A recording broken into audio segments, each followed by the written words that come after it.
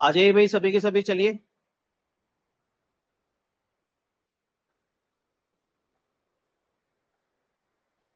आ जाइए भाई सभी के सभी, चलिए।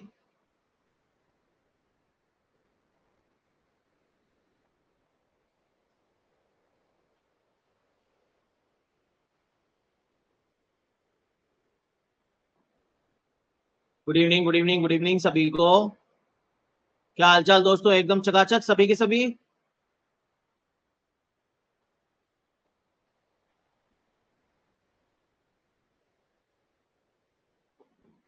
Good evening everyone. चलिए, ओके। सो दोस्तों, आज से बहुत ही ज्यादा खास और इंपॉर्टेंट टॉपिक आप लोगों के लिए मैं स्टार्ट करने जा रहा हूं इस ब्यूटीफुल सब्जेक्ट नेटवर्क थ्योरी के अंदर, ठीक है। ये जो टॉपिक है, ये हर एक स्टूडेंट की दिक्कत है, समस्या देता है उसको, कहीं ना कहीं उसको हमेशा इसमें अनकॉन्फिडेंट फील होता है, ठीक है। तो मैं कोशिश करूंगा कि आप लोगों को जितना अच्छे फॉर्मेट में इस टॉपिक को कवर कराया जा सके उतना अच्छा तरीके से कवर करेंगे। आप लोगों बस साथ साथ में सीखते जाइएगा, कोई डाउट्स होते हैं तो वो पूछ लीजिएगा, और इसके अलावा आपको खुद से भी प्रैक्टिस करनी होगी, ठीक है ना। तो आप लोगों ने सेल्फ प्रैक्टिस स्टार्ट कर दी है, एक बार बताइए मुझे, क्या आप लोग खुद से प्रैक्टिस कर रहे हैं या नहीं कर रहे हैं? क्यों भाई?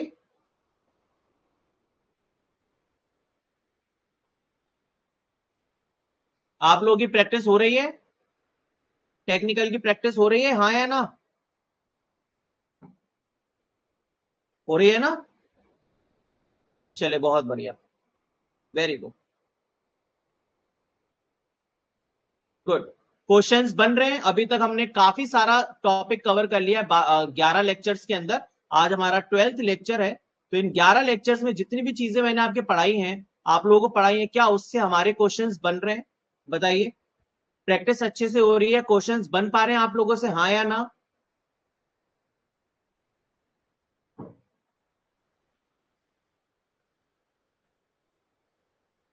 कोई दिक्कत तो नहीं आ रही किसी भी टॉपिक में? सब कुछ क्लियर हो रहा है, सारे टॉपिक सारे क्वेश्चंस बन रहे हैं आप लोगों से?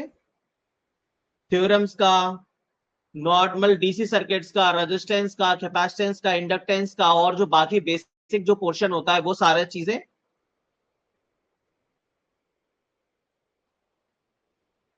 मैक्सिमम बन रहे हैं। नेटवर्क थ्योरम में प्रॉब्लम आ रहा है? चलिए ठीक है, कोई बात नहीं, थोड़ी सी दिक्कत आएगी शुरुआत में, लेकिन जितना क्वेश्चंस का प्रैक्टिस करेंगे उतना ही आप लोग अच्छे होते जाएंगे। ये नेटवर्क थ्योरी सिर्फ और सिर्फ प्रैक्टिस मांगता है, इसमें और कुछ भी नहीं चाहिए। कॉन्सेप्ट्स जितने भी होते हैं मैं वो सारे के सारे आपको पढ़ा ही रहा हूं, बिल्कुल बेसिक से। लेकिन अब उसके अलावा आपको जितने सर्किट्स प्रैक्टिस आप करोगे उतना ही ज्यादा आपका हाथ जमेगा, उतना ही ज्यादा आपके दिमाग में कैलकुलेशन फास्ट होगी, ठीक है ना। तो नेटवर्क थ्योरी में सिर्फ और सिर्फ प्रैक्टिस चाहिए होती है बस। अब एसी सर्किट्स में बच्चों की हमेशा दिक्कत रहती है कि सर ये हमसे बनता नहीं है। अब बनता किस लिए नहीं है? क्योंकि देखिए कॉन्सेप्ट तो इसमें भी है, जैसे मैंने कॉन्सेप्ट आपको इससे पहले सिखाए थे, वैसे कॉन्सेप्ट मैं आपको अब सिखाऊंगा। लेकिन बस बात यह है कि आप लोग उन कॉन्सेप्ट की बेसिस पे क्वेश्चंस बनाने की कोशिश कर रहे हैं या नहीं कर रहे हैं। जितना ज्यादा कोशिश करोगे उतना ही ज्यादा आप लोगों से क्वेश्चन सॉल्व होंगे, ठीक है ना। चलिए, तो चलिए स्टार्ट करते हैं फिर आज का सेशन, राइट। एसी एनालिसिस है, हेडिंग डालेंगे सभी के सभी साइनोसॉइड्स या साइनोसॉइडल सिग्नल।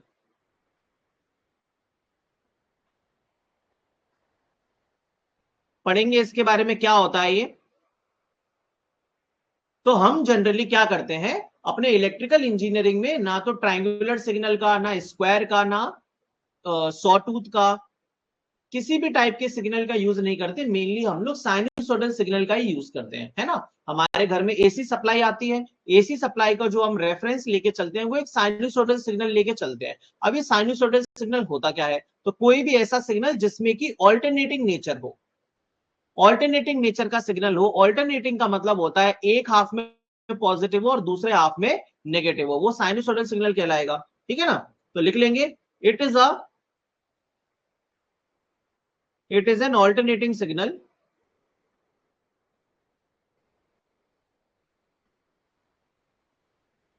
है ना, which is positive in one half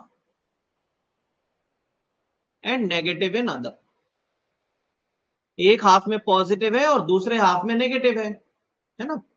इसका एग्जांपल क्या होता है आपके पास, साइन और कोसाइन, साइनसोइडल फंक्शन है, कोसाइन फंक्शन।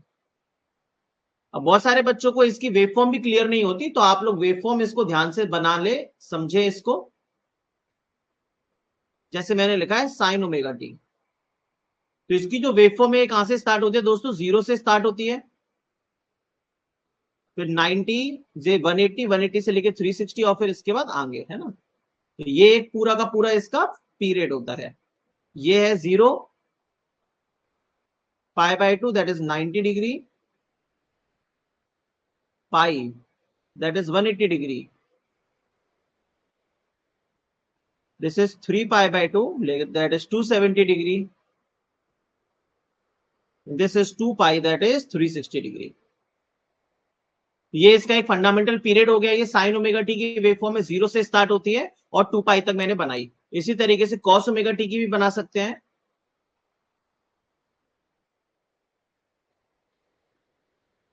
अब कॉस ओमेगा टी में क्या होता है ना, ये 1 से स्टार्ट होती है। कहां से स्टार्ट होती है, 1 से, यहां से स्टार्ट होती है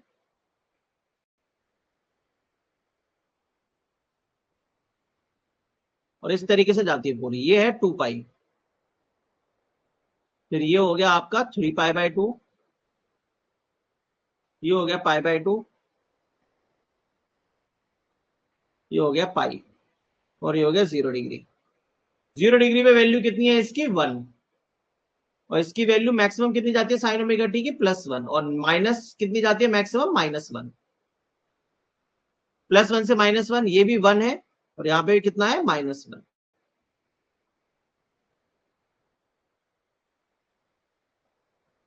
ठीक है, तो ये देखिए +1 से -1 के बीच में वेरी करता है साइन ओमेगा टी, और कॉस ओमेगा टी भी +1 से -1 के बीच में वेरी करता है। ठीक है ना। तो साइन और कॉस की वैल्यू, कॉस 0 1 होता है, कॉस 90 0, कॉस 3π/2 0, कॉस पाई -1 है ना। ये सारी चीजें आपको पता होनी चाहिए। लिख लो, या फिर साइन 0 डिग्री, साइन 180 डिग्री 0, साइन 90 डिग्री 1, साइन 270 डिग्री -1।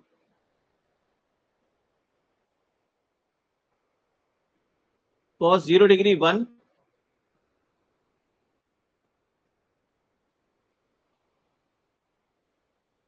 कॉस 90 डिग्री 0,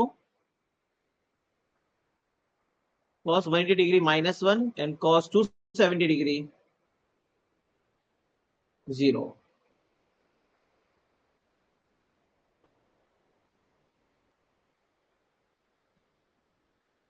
साइनोसोडल सिग्नल है ये, है ना। साइन और कोसाइन यही दो हमारे स्टैंडर्ड सिग्नल होते हैं ना। चलिए,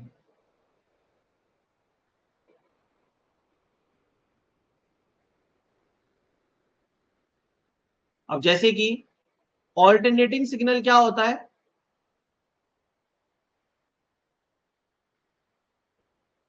ऑल्टरनेटिंग सिग्नल जिसमें पॉजिटिव हाफ भी हो और नेगेटिव हाफ भी हो, है ना।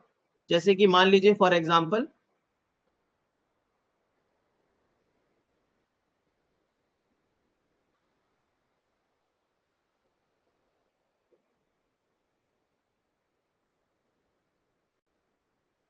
इस तरीके की मैंने वेवफॉर्म बना दी।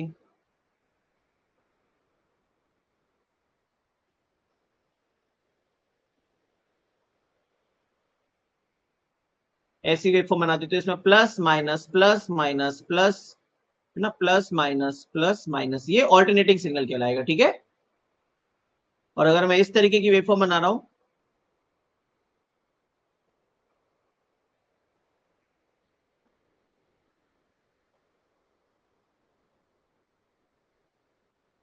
या फिर ऐसी वेवफॉर्म बना रहा हूं,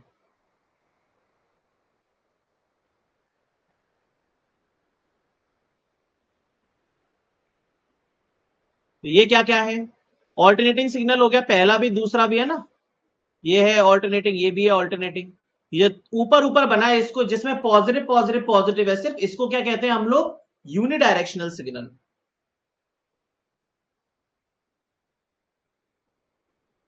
या फिर इसको हम लोग और भी कहते हैं दोस्तों पल्सेटिंग।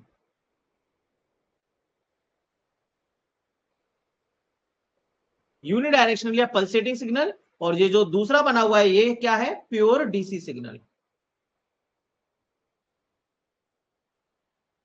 प्योर डीसी सिग्नल, ठीक है ना। चलिए बना लेंगे ये सभी के सभी वेवफॉर्म।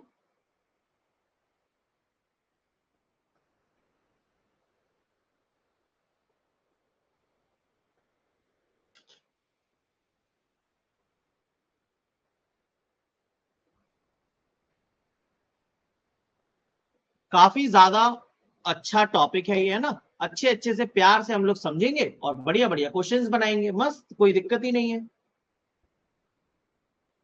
प्रॉपर तरीके से अगर सारी चीजों को पढ़ा जाए और समझा जाए, है ना, और रिवीजन कर लिया जाए, तो कोई टफ नहीं है एग्जाम को क्लियर करना पहली बार में, फर्स्ट अटेम्प्ट में भी आप क्लियर कर सकते हो। बस एक प्रॉपर समय सीमा को फॉलो करके सही तरीके से सारी चीजों को कवर करके रिवाइज अच्छे से करना है और क्वेश्चंस प्रैक्टिस करके जानी है, ठीक है ना।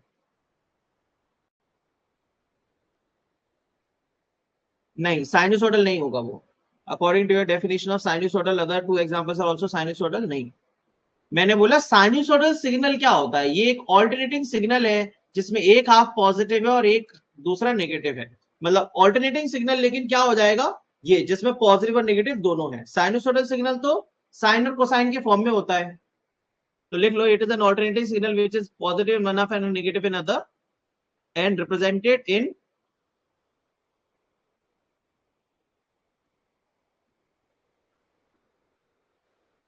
Sign cosine form. ठीक है, अब तो ठीक है, साइनसोइडल सिग्नल स्पेसिफिक कर दिया मैंने। रिप्रेजेंट करते हैं साइन और कोसाइन फॉर्म में बस। और ऑल्टरनेटिंग सिग्नल क्या होता है, जिसमें पॉजिटिव और नेगेटिव हाफ होता है।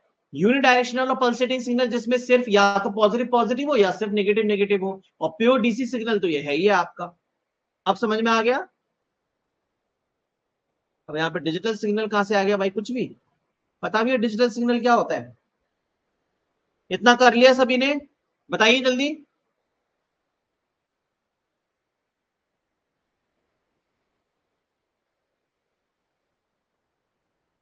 ठीक है,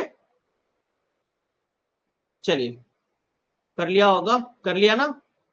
क्वेश्चन ये है कि why sinusoidal signal is preferred. बड़ा ही अच्छा क्वेश्चन है भाई, साइनसोइडल सिग्नल को ही क्यों लिया जाता है एज एसी सिग्नल, और किसी को क्यों नहीं ले सकते। साइनसोइडल सिग्नल को ही क्यों लेते हैं, देखिए होता क्या है बेसिकली, इसका मैथमेटिकल जवाब ये होगा कि अगर आप डिफरेंशिएशन करोगे साइन टी का,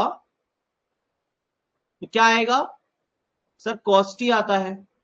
अगर आप कॉस टी का डिफरेंशिएशन करोगे तो क्या आएगा, माइनस साइन टी आता है। यही अगर आप इंटीग्रेशन करोगे साइन टी का, तो माइनस कॉस टी।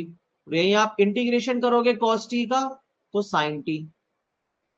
तो कहीं ना कहीं हम ये कह सकते हैं दोस्तों, क्या कह सकते हैं, कि differentiation and integration of sinusoidal signal will always be sinusoidal signal. समझे। तो हमारे मैथमेटिकल इक्वेशंस जो होते हैं उनमें डिफरेंशिएशन और इंटीग्रेशन होता है। कोई भी सिस्टम में अगर हमें ट्रांसफर फंक्शन बनाना है या उस सिस्टम की इक्वेशन लिखनी है, तो उसमें इंडक्टर कैपेसिटर लिखेंगे तो कहीं ना कहीं इंटीग्रेशन डिफरेंशिएशन आएगा करंट या वोल्टेज का, है ना। हमने पढ़ा है कैपेसिटर की करंट होती है सी डीवी बाई डी टी, है ना। अगर वोल्टेज साइनसोइडल होगा तो करंट भी साइनसोइडल आ जाएगा, जैसे इंडक्टर का वोल्टेज होता है, या फिर इंडक्टर की करंट होती है 1/L इंटीग्रेशन वीएल dt। तो अगर वोल्टेज साइनसोइडल है तो करंट भी साइनसोइडल आ जाएगी। तो यही फर्क है। बाकी और सिग्नल्स में ऐसा नहीं होगा। अगर आप एक ट्रायंगुलर सिग्नल ले लोगे और उसका डिफरेंशिएशन करोगे तो स्टेप बन जाएगा, और ट्रायंगुलर सिग्नल ले लिया और उसका अगर इंटीग्रेशन किया तो पता नहीं क्या बनेगा, तो बहुत मुश्किल हो जाएगा। इसीलिए हम लोग लिखेंगे differentiation and integration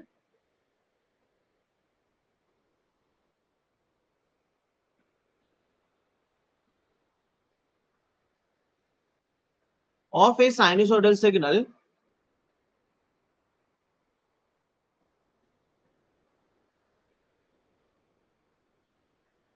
results in a sinusoid only.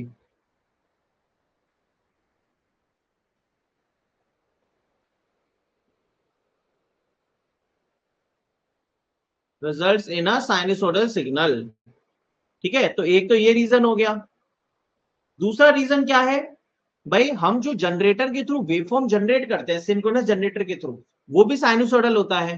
तो बेसिकली इसको जनरेट करना और ट्रांसमिट करना भी आसान है, समझे। साइनसोइडल सिग्नल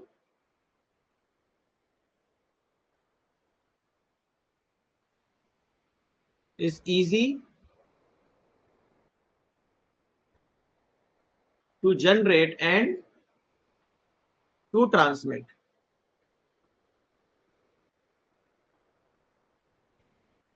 ठीक है, ये रीजन हो गया। एक और रीजन है, आप लिखेंगे पहले उसे, फिर मैं समझाता हूं। फोरियर एनालिसिस, बेसिकली ये सिग्नलिंग सिस्टम का पार्ट है, फोरियर सीरीज। तो फोरियर क्या थे, एक साइंटिस्ट थे। इन्होंने कहा था कि किसी भी वेवफॉर्म को हम लोग तोड़ के साइनसोइडल टर्म्स में लिख सकते हैं। मतलब किसी भी ऑल्टरनेटिंग सिग्नल को, किसी भी ऑल्टरनेटिंग वेवफॉर्म को अगर हम ब्रेक कर दे, तो हर एक वेवफॉर्म को साइनसोइडल के सिग्नल के टर्म्स में लिखा जा सकता है। तो through Fourier analysis any periodic signal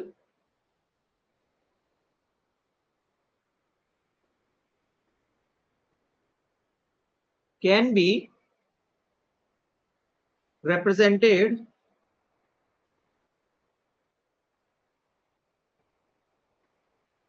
in the form of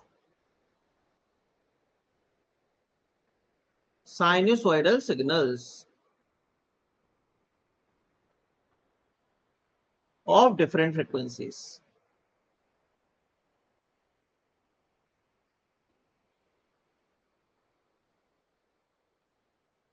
जैसे कि मान लो हमारे पास अगर एक वेवफॉर्म है, स्क्वायर वेव मान लीजिए,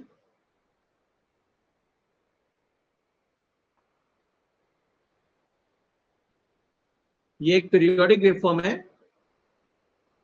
पीरियोडिक सिग्नल है ये एक।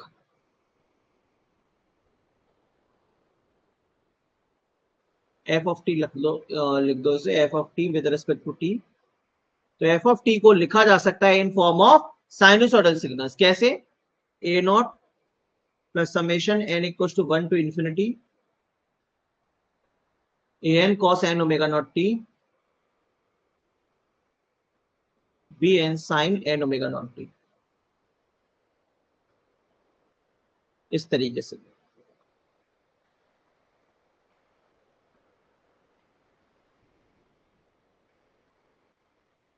लिखेंगे।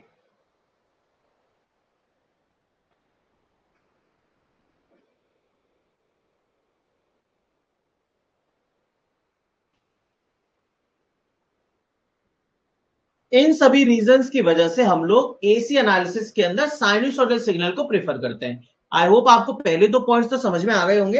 अगर तीसरा पॉइंट इतना समझ में आ भी नहीं रहा है तो भी कोई बात नहीं है, बस ये एक मतलब एक इंपॉर्टेंट पॉइंट है, इसको आप नोट करके लिख लेंगे। अगर कभी जरूरत पड़ेगी तो इसको देखेंगे भाई, इसको रिवाइज करेंगे अगर कभी ऐसा क्वेश्चन आया तो। सिग्नलिंग सिस्टम में फोरियर सीरीज पढ़ते हैं, उसकी इक्वेशन है ये, F of T equal to A naught plus sigma N equal to 1 to infinity. तो किसी भी वेवफॉर्म की अगर फोरियर सीरीज निकालनी होती है तब इसी फॉर्मूले के थ्रू निकालते हैं। इतना कर लें अच्छे से सभी, चलिए।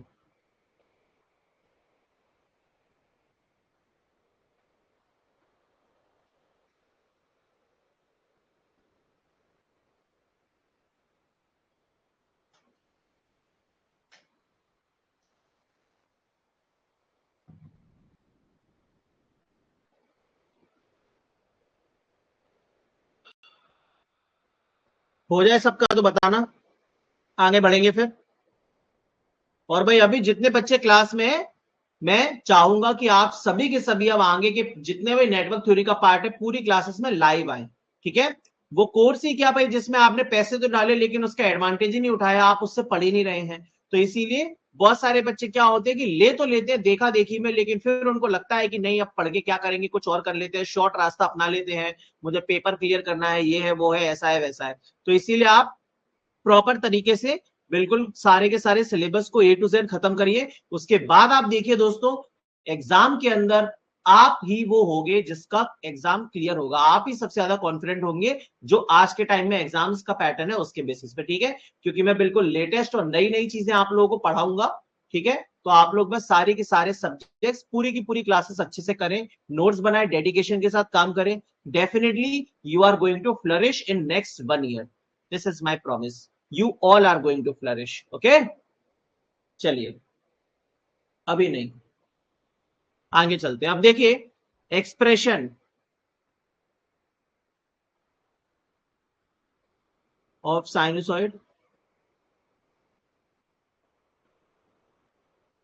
एक साइनोसॉइडल सिग्नल कैसा दिखता है दोस्तों, ये तो मैंने अभी आपको थोड़ी देर पहले बताया ही था. जैसे कि ये v ऑफ टी है, ये t है. देखिए अगर मैं एक वेवफॉर्म बनाता हूं इस तरीके से, 0, पाई, 2 पाई, 3 पाई. इसमें क्या है ना, ये जो है ये प्लस का v max,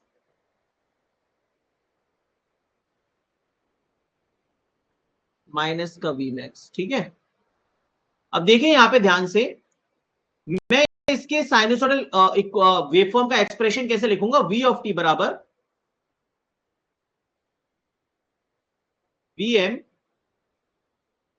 sign omega T, है ना.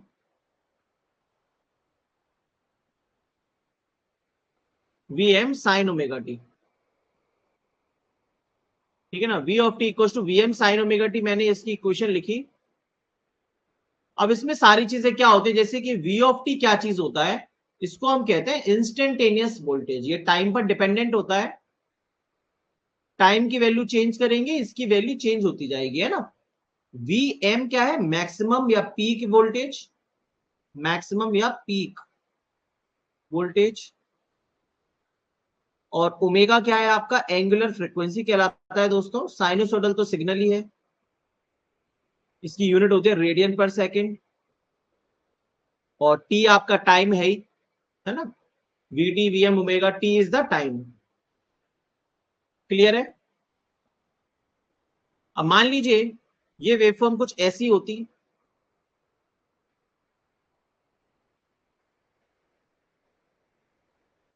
इधर से चालू हुई होती, जीरो से स्टार्ट नहीं होती, यहां से चालू हुई होती. ठीक है, ये एंगल आप ले लीजिए फाई, ठीक है ना.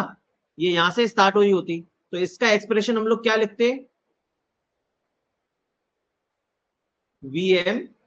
साइनोसॉइडल सिग्नल है, जीरो से स्टार्ट हो रहा है, मतलब जीरो से थोड़ा आगे से स्टार्ट हो रहा है, तो sine omega T plus phi, sine omega T plus phi ऐसे लिखते हैं. अगर मेरे पास एक और वेव फॉर्म है जो कि थोड़ा पीछे से स्टार्ट हो रही है, यहां से स्टार्ट हो रही है, जीरो से फाई एंगल लैप करके स्टार्ट हो रही है, तो मैं कैसे लिखता है इसको,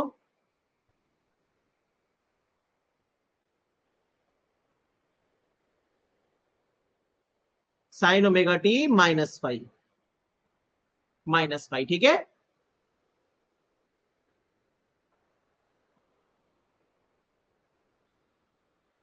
तो ये क्या कर रहा है, आगे चल रहा है. वेवफॉर्म क्या चल रही है, आगे चल रही है, मतलब जीरो से कंपेयर करेंगे तो इधर की तरफ खिसकी है, और इधर कंपेयर करेंगे तो जीरो से कंपेयर करेंगे तो पीछे की तरफ खिसकी है. तो इसने क्या किया है, आगे की तरफ खिसका है. आगे को बोलते हैं लीड, तो यहां पे लिखेंगे फेज लीड. और यहां पर पीछे की तरफ खिसके, इसको बोलते हैं लैग, तो फेज लैग. फाई क्या चीज है, मतलब फाई आपका फेज एंगल है बेसिकली, जो कि किसमें होता है, रेडियंस या फिर डिग्रीज में. एंगल किस में आएगा, रेडियंस में या डिग्रीज में.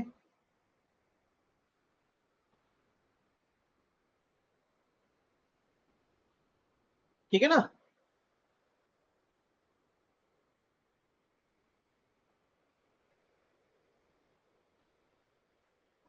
कर लेंगे इतना.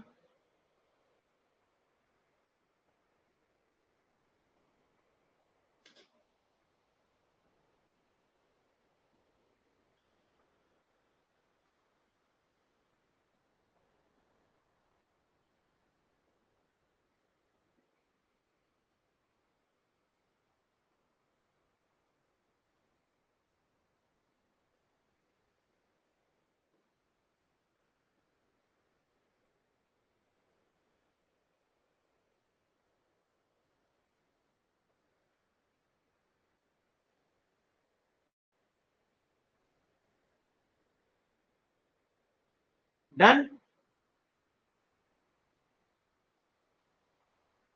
ठीक है, हो गया होगा इतना। अब इसके बाद देखो यहाँ पे क्या क्या चीजें होती है, जैसे कि ओमेगा होता है 2 पाई एफ। एंगुलर फ्रीक्वेंसी का फॉर्मूला क्या होता है दोस्तों? 2 पाई एफ होता है।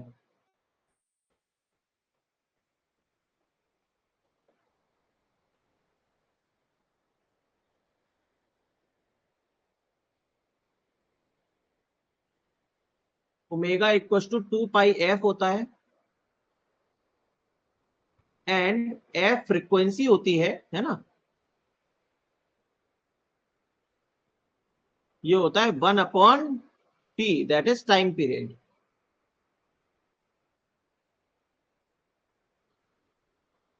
फ्रीक्वेंसी किसके बराबर होता है? 1/टाइम पीरियड के बराबर होता है दोस्तों, ठीक है ना।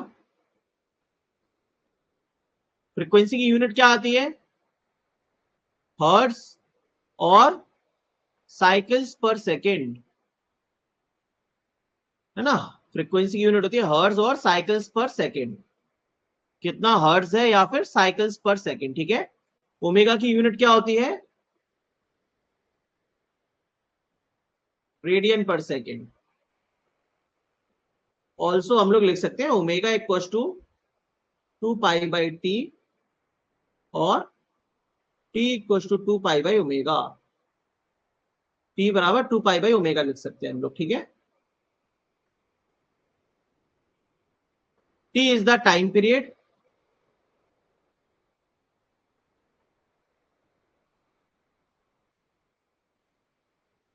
it is the time after which waveform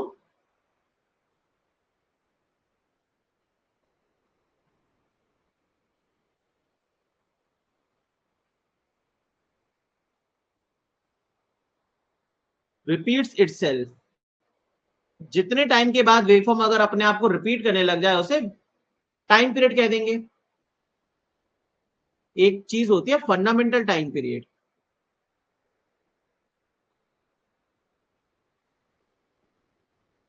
एक चीज क्या होती है? Fundamental time period.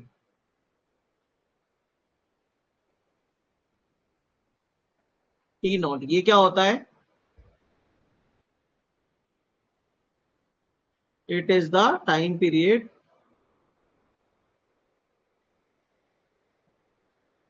Of first cycle of a periodic signal.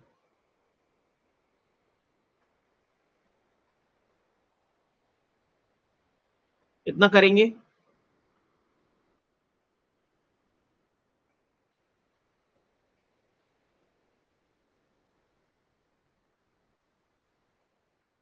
Time की यूनिट हो गई सेकंड।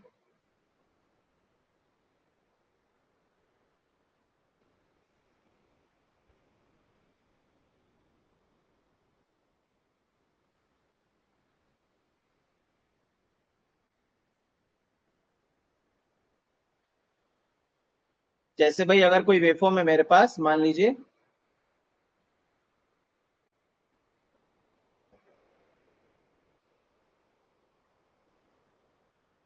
ये है,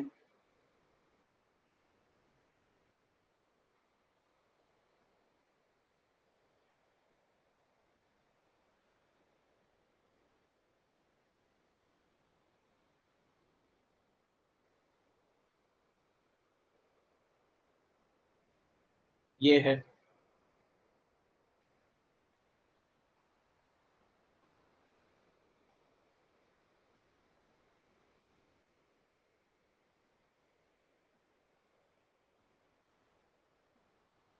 ये है, ठीक है। ये सारी वेवफॉर्म है।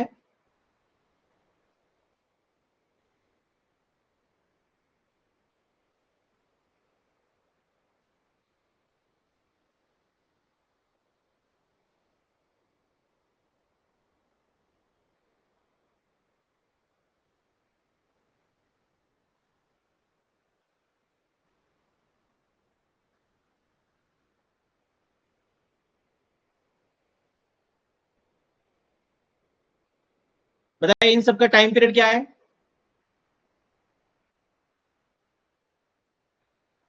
What is the basic difference in time period and fundamental time? जो लिखा है वही तो है।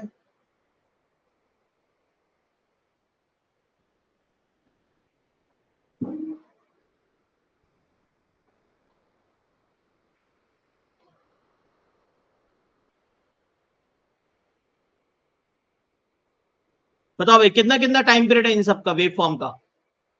पहली वाली वेव फॉर्म का टाइम पीरियड कितना है?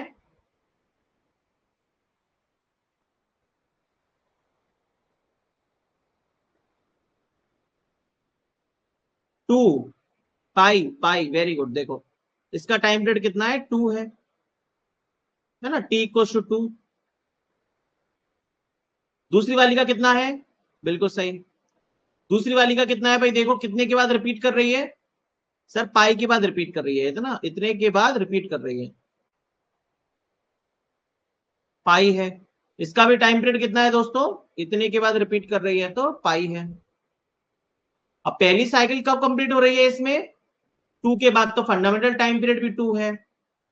इसका कितना है फंडामेंटल टाइम पीरियड? पहली साइकिल कितने टाइम के बाद कंप्लीट हो रही है? पाई के बाद, तो फंडामेंटल टाइम पीरियड भी पाई है। इसका भी कितना है? फंडामेंटल टाइम पीरियड भी पाई है।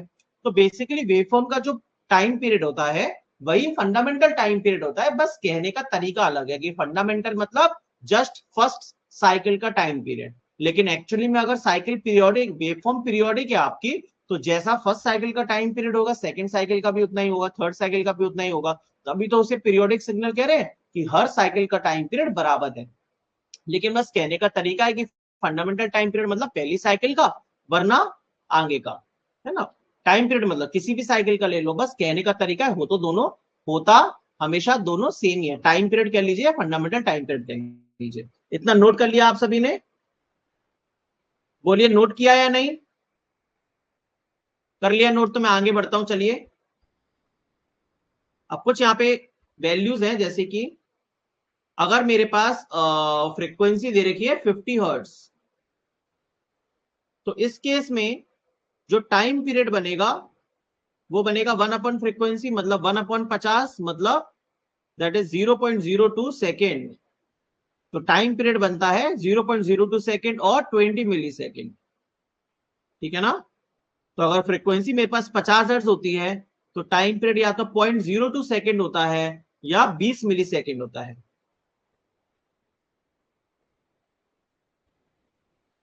50 हर्ट्ज की फ्रीक्वेंसी के लिए, ठीक है।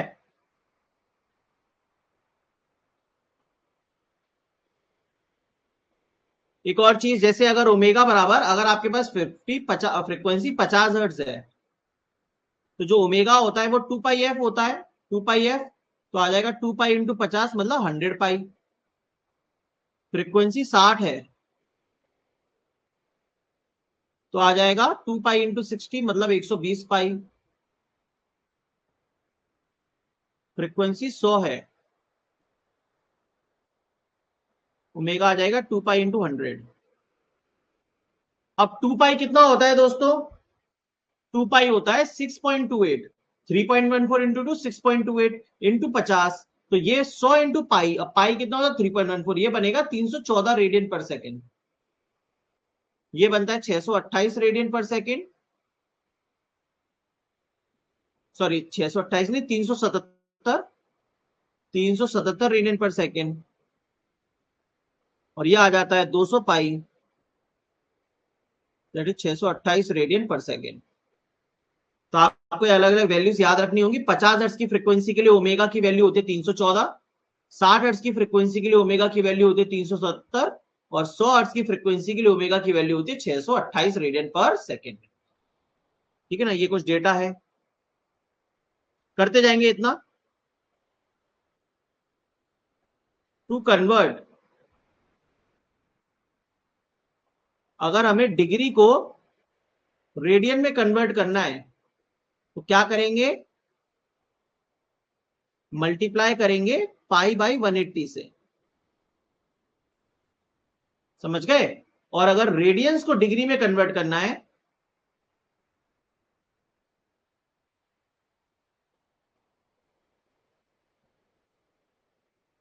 तो हम क्या करेंगे? मल्टीप्लाई करेंगे 180/पाई से। अभी एग्जांपल ही बता देता हूं, इतना करो।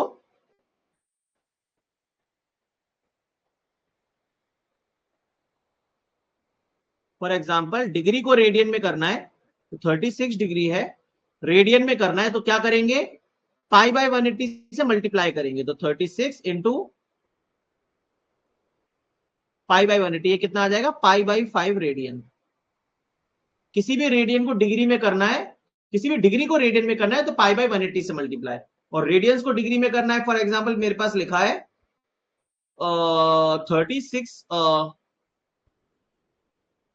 45 डिग्री लिखा है, क्या लिखा है, या 270 डिग्री लिखा है, तो 270 डिग्री लिखा है, मुझे किस में करना है दोस्तों, अच्छा रेडियंस को डिग्री में करना है क्या, अच्छा रेडियंस को डिग्री में करना है,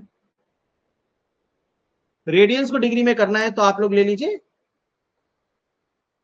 5 पाई बाई 2, 5 पाई बाई 2 लिखा है। अब मुझे इसको डिग्री में करना है तो मैं क्या करूंगा, मल्टीप्लाई करूंगा किससे, 180 अपॉन पाई से,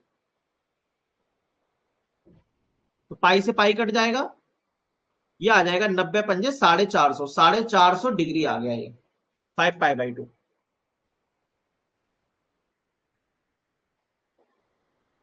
समझे, डेटा को याद करना है सर, बिल्कुल भाई। Time period fundamental, then why we use term fundamental time period, I think may be time period of signal can be vary in cycle. ऐसा नहीं होता है अनिल, टाइम पीरियड वेवफॉर्म का चेंज नहीं होता, पीरियोडिक सिग्नल का मतलब होता है time period is same for every cycle. किसी भी वेवफॉर्म का टाइम पीरियड हर एक साइकिल में चेंज नहीं हो सकता, ऐसी वेवफॉर्म आप जनरेट ही नहीं कर सकते, कहने का एक तरीका है बस। सिग्नलिंग सिस्टम का टर्म है जनरली फंडामेंटल टाइम पीरियड, उसमें क्या होता है, उसमें होता है कि भाई आपके पास दो अलग अलग तरीके की वेवफॉर्म होती है और उन दोनों से सॉल्व करके हमें एक कॉमन टाइम पीरियड निकालना होता है, उसे फंडामेंटल टाइम पीरियड कहा जाता है बेसिकली। ठीक है, दो वेवफॉर्म्स होती है तो उसका एक कॉमन टाइम पीरियड निकालना है तो फंडामेंटल टाइम पीरियड यूज करते हैं, लेकिन यहाँ पे जस्ट मैंने आपको लिखवा दिया।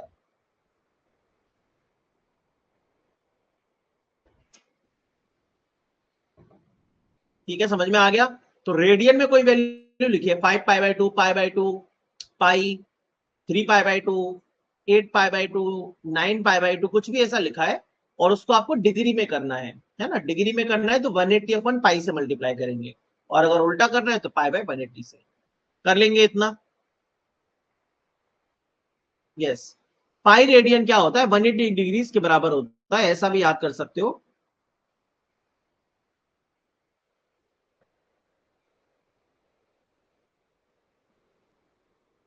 पाई रेडियन 180 डिग्री होता है, बिल्कुल सही। तो 1 रेडियन कितना हो जाएगा, 180 अपॉन पाई डिग्री, और 1 डिग्री कितना हो जाएगा, पाई बाई 180 रेडियन, है ना।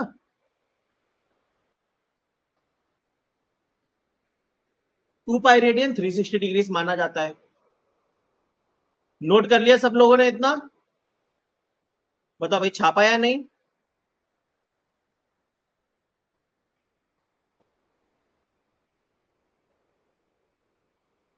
छाप लिया सभी ने।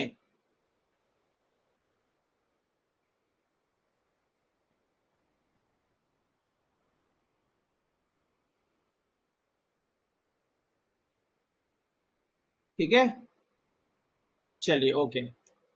अब इसके बाद देखिए,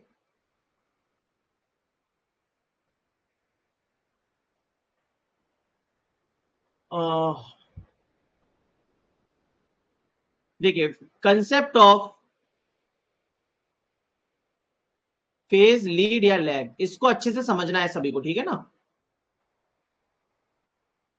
फेज लीड या लैग का कंसेप्ट क्या होता है, कंसेप्ट ऑफ फेज लीड या लैग, इसका कॉन्सेप्ट क्या होता है, देखिए समझेंगे पहले एक बार, समझ लेंगे पहले एक बार, फिर देखेंगे नोट करेंगे। फेज लीड या लैग मतलब कोई भी दो साइनसोइडल सिग्नल्स है, हमें जस्ट पहचानना होगा कि कौन सा आगे चल रहा है कौन सा पीछे चल रहा है, आगे चल रहा है मतलब लीड कर रहा है, पीछे चल रहा है मतलब लैग कर रहा है ना। तो होता क्या है कि हमारे पास इस तरीके का एक दिया जाता है, ये स्टैंडर्ड है, इधर प्लस कॉस थीटा होता है और नीचे होता है प्लस का sine theta, right side plus cos theta, नीचे प्लस का साइन थीटा, ठीक है ना। ये माइनस साइन थीटा हो जाएगा जस्ट इसका उल्टा, और ये माइनस कॉस थीटा हो जाएगा जस्ट इसका उल्टा। आपको ये तो पता ही होगा दोस्तों, angle axis 0 degree, plus 90 degree, plus 180 degree और प्लस 270 डिग्री। तो अगर हमें पॉजिटिव जाना होता है तो हम लोग क्या करते हैं, जीरो से ऐसे जाते हैं, मतलब एंटी क्लॉकवाइज जाते हैं ना, बिल्कुल सही सर। और अगर हमें 0 डिग्री दिया है, -90 दिया है, -180 दिया है और -270 दिया है, तो अगर हमें नेगेटिव एंगल के लिए जाना होता है तो हम लोग कैसे जाते हैं दोस्तों?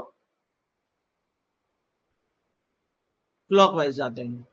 तो एंटी क्लॉकवाइज कब जाते हैं? पॉजिटिव एंगल के लिए। और क्लॉकवाइज कब जा रहे हैं हम लोग? नेगेटिव एंगल के लिए। 0 से -90, -180, -270, तो एक क्लॉकवाइज घड़ी की दिशा में हो गया है ना, और एंटी क्लॉकवाइज हो गया आपका विपरीत दिशा में। तो पॉजिटिव एंगल के लिए हमेशा एंटी क्लॉकवाइज जाया जाता है और नेगेटिव एंगल के लिए हमेशा क्लॉकवाइज जाया जाता है। ठीक है। अब क्या बात हुई? अब जैसे कि यहां पे लिखा है आपके सामने cos sine minus cos minus sine, तो अगर मुझे पॉजिटिव एंगल दे रखा है क्वेश्चन में तो मैं कैसे मूव करूंगा? Anti clockwise.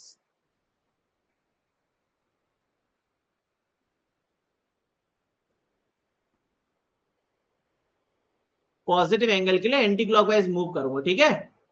और नेगेटिव एंगल अगर दे रखा है तो कैसे मूव करूंगा? क्लॉकवाइज।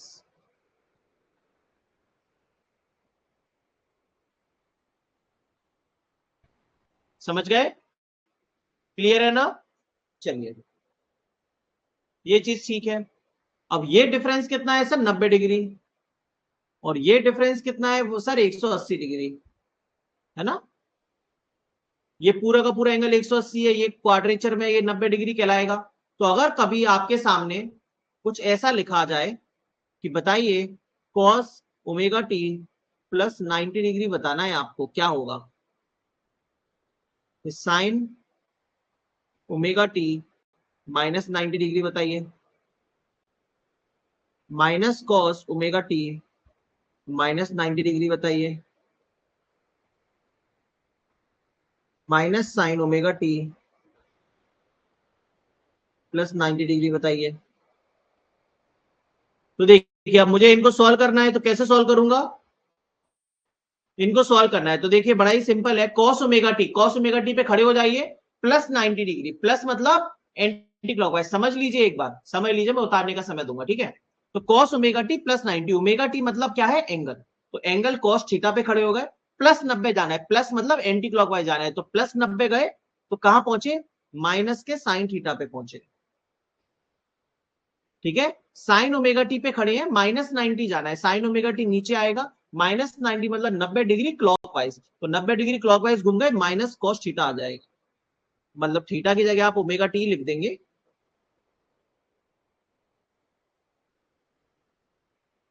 फिर माइनस कॉस ओमेगा टी -90, तो माइनस के कॉस पे आप खड़े हो और -90 करना है, मतलब 90 डिग्री क्लॉकवाइज जाना है। माइनस के कॉस पे खड़े हो गए, 90 डिग्री क्लॉकवाइज जाएंगे तो कहां पहुंचेंगे? माइनस के साइन पे।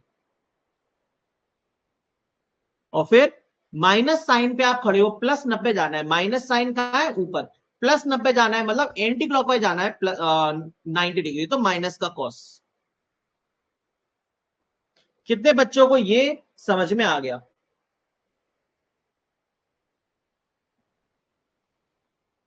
बोलिए, क्या ये बात क्लियर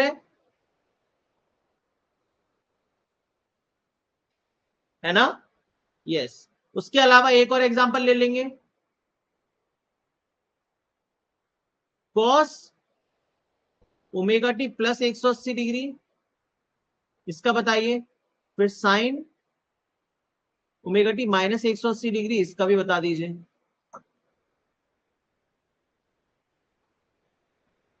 बताइए, cos omega T plus 180 degree, तो कॉस ओमेगा टी पे खड़े हो, प्लस 180, तो 180 डिग्री एंटी क्लॉकवाइज गए तो कहां पहुंचे? माइनस कॉस ओमेगा टी पे। फिर sign omega T -180, sign omega T पे खड़े हो, नीचे खड़े हो, -180 मतलब 180 क्लॉकवाइज गए, तो क्लॉकवाइज 180 गए तो कहां पहुंच गए? माइनस साइन थीटा पे। तो आप लोग यहां से एक चीज लिख सकते हैं कि इन जनरल क्या होता है, अगर आप कभी भी कॉस ओमेगा टी में 180 डिग्री जोड़ो या घटाओ, आप देख लो एक बार ध्यान से, कॉस ओमेगा टी में 180 जोड़ो या घटाओ, कुछ भी करो हमेशा माइनस कॉस ओमेगा टी ही मिलेगा, है ना। 180 जोड़ोगे तो भी एंटी क्लॉकवाइज जाओगे तो भी, और क्लॉकवाइज जाओगे तो भी माइनस कॉस मिलेगा। इसी तरीके से अगर आप साइन ओमेगा टी में 180 डिग्री जोड़ो या घटाओ, हमेशा माइनस साइन ओमेगा टी ही मिलेगा। तो ये 180 डिग्री का रिजल्ट है कि अगर हम किसी भी क्वांटिटी में, किसी भी साइनोसॉइडल फंक्शन में अगर 180 जोड़ते हैं या घटाते हैं, हमेशा उसका नेगेटिव हो जाता है और एंगल हट जाता है। या फिर हम ऐसा भी कह सकते हैं कि अगर हमारे पास माइनस कॉस लिखा हुआ है तो उसको हम माइनस हटा के ऐसा लिख सकते हैं, माइनस साइन लिखा हुआ है तो माइनस हटा के ऐसा लिख सकते हैं, 180 जोड़ के भी और घटा के भी, दोनों तरीके से कहा जा सकता है। ठीक है, 90 जोड़ो 90 घटाओ, इसका कोई स्टैंडर्ड नहीं होता, वो हमें बस इतना याद होगा तो हम उसमें जोड़ लेंगे घटा लेंगे। समझ में आ गई बात, बिल्कुल क्लियर हो गई, छाप लीजिए।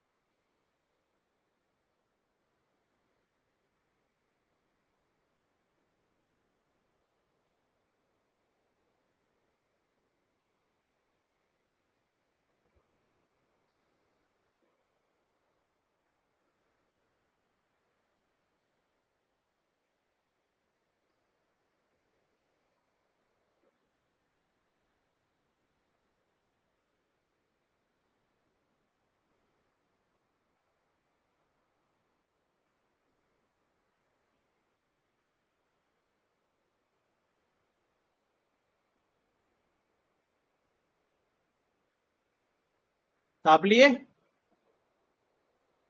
चलिए बढ़िया। अब देखो, सबने छाप लिया ना भाई, सबका हो गया। अब कुछ फॉर्मूलाज है,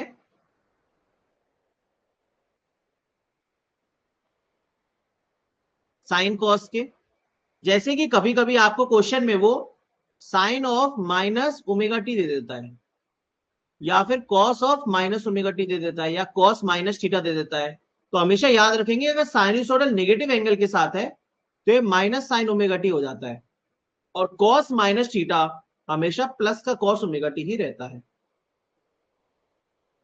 तो ये साइन ओमेगा टी और cos, sine minus omega T cos minus omega T है। साइन नेगेटिव एंगल माइनस होता है और कॉस नेगेटिव एंगल हमेशा पॉजिटिव रहता है। ठीक है, एक और चीज, ऐसा इसीलिए क्योंकि साइनसोइडल सिग्नल एक ऑड सिग्नल होता है और कॉस सिग्नल एक इवन सिग्नल होता है, इस वजह से भी होता है ये। बेसिकली इवन सिग्नल और सिग्नल की प्रॉपर्टी, लेकिन वो सिग्नल सिस्टम में पढ़ते तब देखते हैं, अभी जरूरत नहीं है। अब देखिए एक और चीज यहाँ पे, कि जैसे कहीं पर लिखा हुआ है साइन 90 डिग्री माइनस थीटा, तो ये कितना होता है, या फिर कहीं पे लिखा है कॉस 90 डिग्री माइनस थीटा, तो ये कितना होता है। कहीं पर लिखा है टेन 90 डिग्री माइनस थीटा, तो ये कितना होता है। या कहीं पर लिखा है कॉट 90 डिग्री माइनस थीटा, तो ये कितना होता है। तो देखिए साइन 90 माइनस थीटा हमेशा कॉस थीटा होगा, कॉस 90 माइनस थीटा हमेशा साइन थीटा होगा, टेन 90 माइनस थीटा हमेशा कॉट थीटा होगा, और कॉट 90 माइनस थीटा हमेशा टेन थीटा होगा।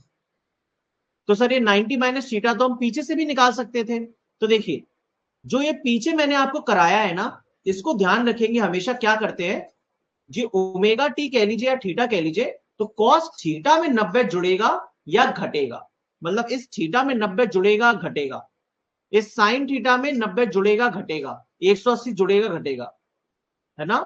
तो आप देखिए यहाँ पे जितना भी मैंने लिखा है, ओमेगा टी में कुछ जोड़ा है या घटाया, ओमेगा टी में कुछ घटाया है या जोड़ा है, ओमेगा टी में कुछ जोड़ा है या घटाया है। कभी भी मैंने ऐसा नहीं लिखा 90 माइनस थीटा या 90 माइनस ओमेगा टी, ऐसा नहीं लिखा। ठीक है, तो एक चीज ध्यान रखेंगे कि जब भी आपको क्वेश्चन सॉल्व करना है और कभी मैथमेटिक्स में ये चीज आ जाए साइन 90 माइनस थीटा, तो वो कॉस थीटा होता है। ये मैथमेटिकल रिजल्ट्स है, बचपन में हम लोग 9th-10th में पढ़ते हैं इन सबको। ठीक है, तो ये कुछ फॉर्मूलाज है, इनको लिख लेंगे आप लोग।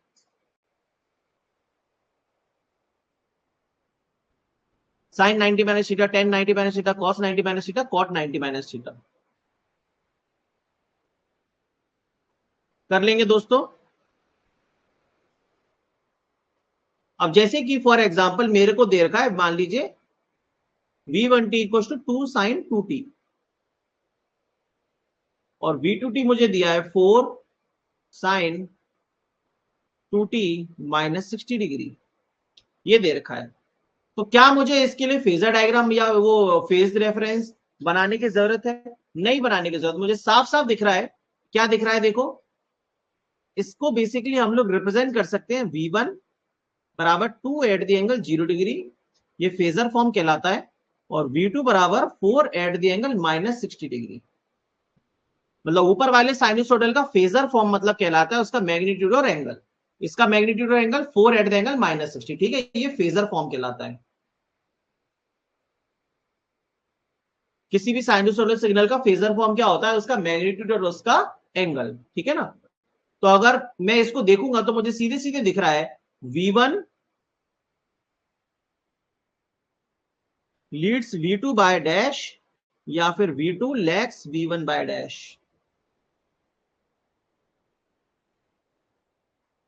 बताइए क्या आएगा? v1 v2 से आगे चल रहा है। देखो v1 कैसे बनाएंगे, साइन 2t है, तो आप लोग उसी को बना लीजिए, ज्यादा मगजमारी मत पालिए। ये प्लस कॉस होता है, नीचे प्लस साइन होता है, तो साइन 2t में v1 है, तो साइन के फेज में है v1, तो ये हो गया आपका v1। बिल्कुल सही। फेजर फॉर्म और पोलर फॉर्म सेम होता है? जी हाँ, सेम होता है। तो v1 हो गया ये, और v2 क्या है? साइन से -60। देखिए v1 क्या हो गया? साइन 2t, एंगल 0 है, तो v1 साइन के फेज में आ गया, और v2 क्या हो गया? साइन 2t -60, माइनस मतलब क्लॉकवाइज 60 डिग्री। तो आप ऐसे क्लॉकवाइज 60 डिग्री जाएंगे, तो ये तो 90 डिग्री है, 60 डिग्री का आएगा यहां पर कहीं आएगा।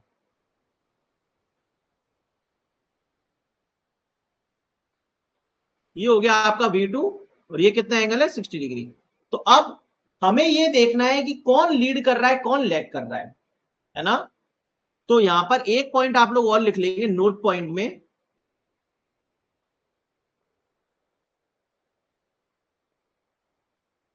To decide which phasor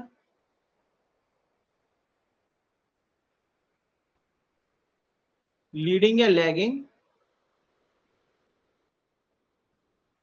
always assume,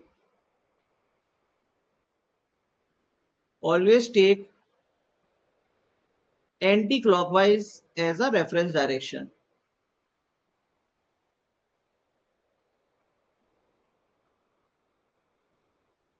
ठीक है, अगर आपको डिसाइड करना है फेजर लीड या लैग कर रहा है, तो एंटी क्लॉकवाइज को आपको रेफरेंस डायरेक्शन मानना होगा। एंटी क्लॉकवाइज को कैसे सर? एक बार समझ लो सभी के सभी, देखो वहीं से सारा कॉन्सेप्ट है। जैसे आप मान लिए कि एंटी क्लॉकवाइज क्या होता है, ये क्या ये एंटी क्लॉकवाइज है? बिल्कुल, ये एंटी क्लॉकवाइज है। तो आप सोचिए एक बार दोस्तों कि भाई एंटी क्लॉकवाइज कोई रेस की प्रतियोगिता हो रही है, जिसमें एंटी क्लॉकवाइज दो बंदे दौड़ रहे हैं, एक v1 दौड़ रहा है, एक v2 दौड़ रहा है, ऐसे घूम रहे हैं गोल गोल गोल, एंटी क्लॉकवाइज एक रेस में दौड़ रहे हैं। तो आप मुझे बताओ अभी रेस में आगे कौन चल रहा है? एंटी क्लॉकवाइज देखना होता है हमेशा हमें। तो रेस में आगे चल रहा है v1, कितने एंगल से? 60 डिग्री से। और रेस में पीछे कौन चल रहा है? v2, कितने एंगल से? वो भी 60 डिग्री से। तो यहां पर जो आपको क्वेश्चन पूछा है कि v2 leads v1 Leeds v2, तो v1 क्या v2 को लीड कर रहा है? जी हाँ, कितने एंगल से? 60 डिग्री से। और v2 लैग्स v1, क्या v2 v1 को लैग कर रहा है? जी हाँ, कितने एंगल से? 60 डिग्री से। तो ये हम लिख सकते हैं, इतना छाप लेंगे। और अगर ये पूरा का पूरा समझ में आया है, तो फिर आगे अभी जो क्वेश्चंस करवाऊंगा उनका आंसर भी सही आना चाहिए, तो मुझे समझ में आ जाएगा कि हाँ सबको समझ में भी आ रहा है। करो इतना।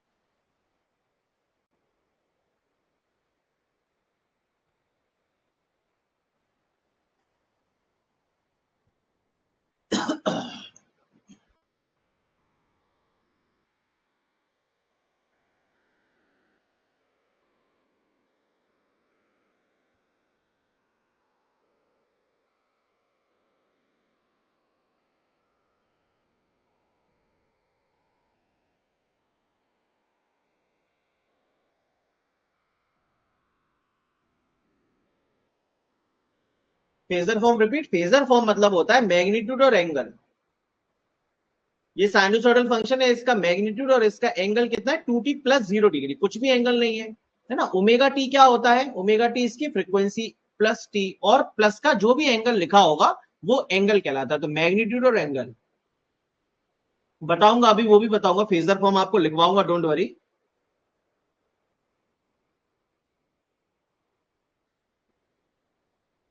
या फिर चलिए एक नोट पॉइंट में आगे लिख ही लेंगे। इतना इतना छाप लिया, फेजर फॉर्म भी बता देता हूं क्या होती है। तुम्हारे लिए भी कुछ सोच रहे हैं ना, तुम कौन हो भाई, क्या सोचना है तुम्हारे लिए।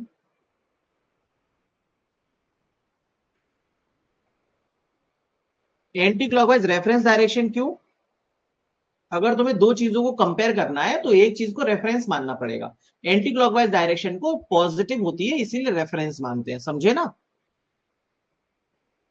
अगर तुम क्लॉकवाइज को मान लोगे, क्लॉकवाइज को मान लोगे तो क्या तुम मान पाओगे, यहाँ पे तुम्हें समझ में ही नहीं आएगा कि कौन आगे चल रहा है कौन पीछे चल रहा है। आगे और पीछे डिसाइड करना है तो एक चक्कर लगाना पड़ेगा। जैसे अब भाई मान लो तुम्हारे रेस लगी है, ठीक है ना,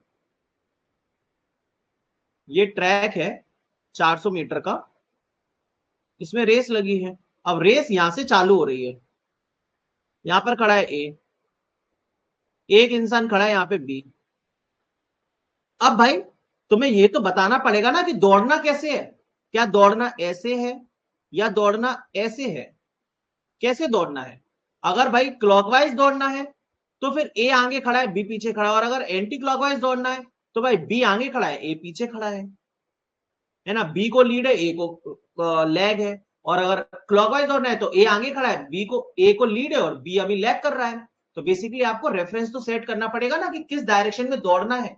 तो वही चीज है। तो भाई फेजर के लिए हमेशा रेफरेंस डायरेक्शन होती है एंटी क्लॉकवाइज। क्यों, क्योंकि आपकी जो फ्रीक्वेंसी है ओमेगा वो होती है पॉजिटिव, और पॉजिटिव फ्रीक्वेंसी का फेजर एंटी क्लॉकवाइज रोटेट करता है। अभी बताता हूं ये सब, पहले इतना लिख लो।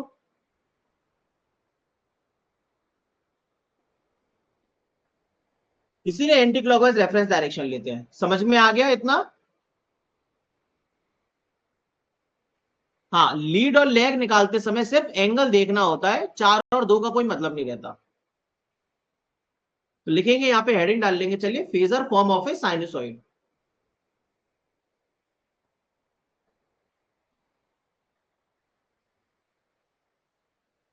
किसी साइनसॉइड का फेजर फॉर्म क्या कहलाता है, जैसे फॉर एग्जांपल अगर मेरे पास लिखा है V of T equal to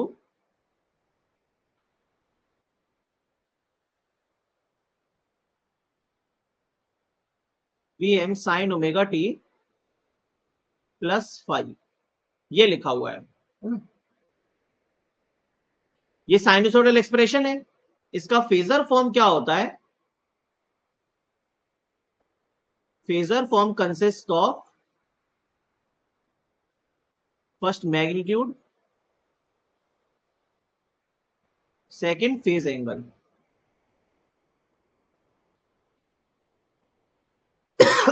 तो वी ऑफ टी का वी फेजर, फेजर के लिए ऊपर बार लगा देते हैं, मैग्नीट्यूड है वी एम और एंगल है इसका फाइव। ये इसका फेजर फॉर्म आ गया, समझ गए। Magnitude of phase angle, for example जैसे कहीं पे लिखा है V of T equal to 2 sin 3t -90 degree. तो अब इसका फेजर फॉर्म कैसे लिखेंगे, 2 @ द एंगल -90 डिग्री, ठीक है ना। कहीं पर लिखा हुआ है, अब आप समझ ही गए होगे।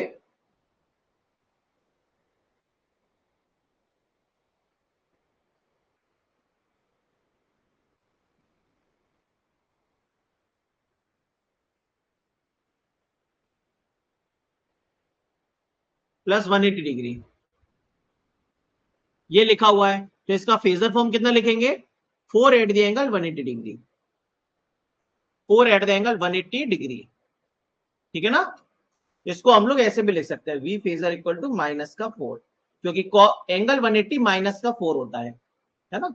मतलब कॉस ओमेगा टी प्लस 180 क्या बनेगा, माइनस का कॉस ओमेगा टी। अब माइनस का कॉस ओमेगा टी बन गया तो हमने लिख दिया सिर्फ -4, या फिर कहीं पे लिखा हुआ है इस तरीके से, मान लीजिए I of T equal to minus का साइन 2t, ये लिखा है माइनस का साइन 2t। अब इसका फेजर लिखना है तो कैसे लिखोगे, माइनस का 1 एट द एंगल 0 डिग्री, या फिर आप लिखोगे 1 एट द एंगल 180 डिग्री, ये भी लिख सकते हो। तो समझ में आया, -1 एट द एंगल 0, या फिर फेजर के लिए हमें क्या करना है, इस माइनस को अगर हटाना है तो प्लस का 180 करते हैं इसमें, या तो प्लस का 180 कर सकते थे तो भी माइनस हट जाता, या माइनस का 180 करते तो भी हट जाता। तो मैंने प्लस का 180 करना सही समझा, तो उसके लिए हम लिख सकते हैं 1 एट द एंगल 180। इसको कैसे लिख सकते हैं हम लोग, साइन 2t प्लस 180 डिग्री, है ना, माइनस साइन 2t को, तो इसीलिए लिख दिया 1 एट द एंगल 180। कुछ पल्ले पड़ रहा है,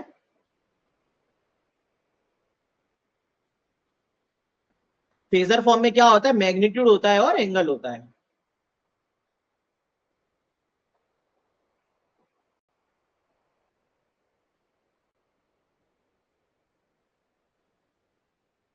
समझ गए।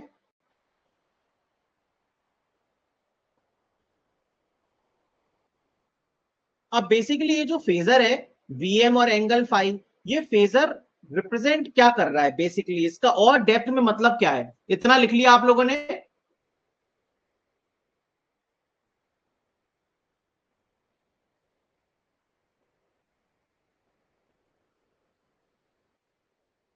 What is the definition of phasor, है ना।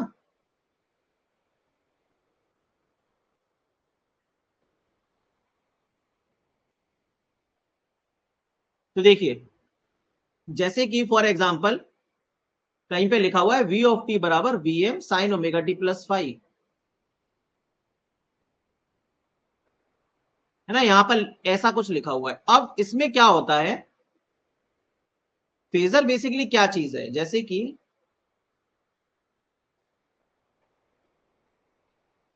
आपके पास एक वेवफॉर्म है,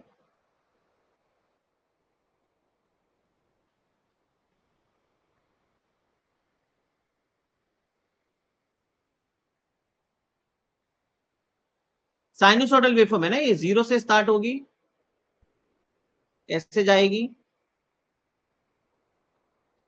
और ऐसे जाएगी। ये मान लीजिए 0 डिग्री है, ये मान लीजिए 30 डिग्री है, ये 90 डिग्री होगा, ये 120 डिग्री होगा, ये 180 डिग्री होगा, है ना, ये 270 डिग्री होगा और ये 360 डिग्री होगा। अब फेजर बेसिकली क्या चीज है, तो देखो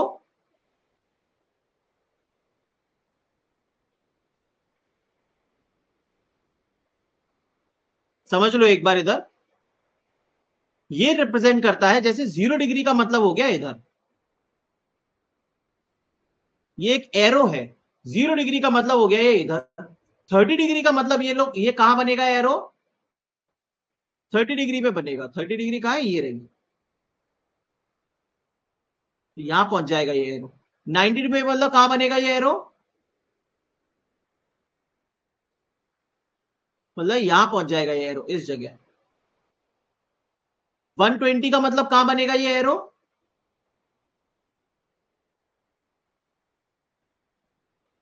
फिर से 120 आ गया, तो 120 मतलब ये एरो बन जाएगा 120 डिग्री, घूम जाएगा अपनी पोजीशन से 120 डिग्री, यहां बन जाएगा।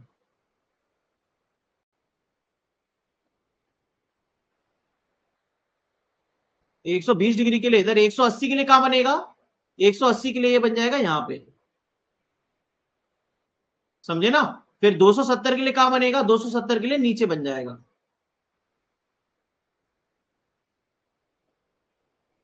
या बन जाएगा 360 के लिए क्या बनेगा, वापस घूम के आ जाएगा।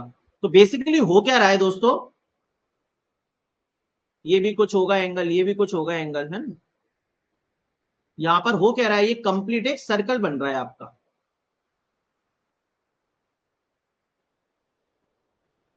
क्या बन रहा है, ये एक सर्कल।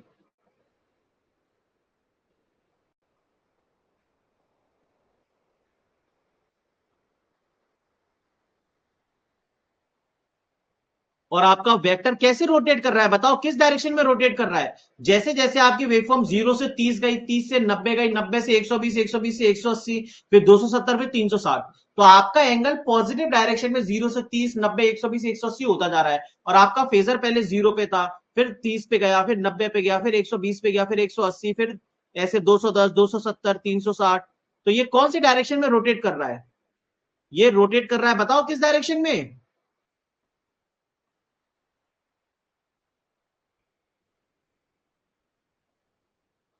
तो फेजर किस डायरेक्शन में रोटेट कर रहा है, बेसिकली ये एंटी क्लॉकवाइज डायरेक्शन में रोटेट कर रहा है, समझे। तो फेजर और इसका मैग्नीट्यूड कितना है, एरो की लेंथ। फेजर में बेसिकली क्या आता है, एक तो होता है रोटेशन का डायरेक्शन और एक होता है इसकी लेंथ, है ना। Phasor length represents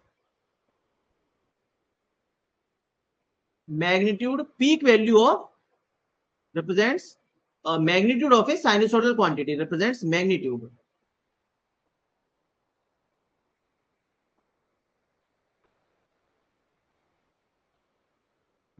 of a sinusoidal quantity।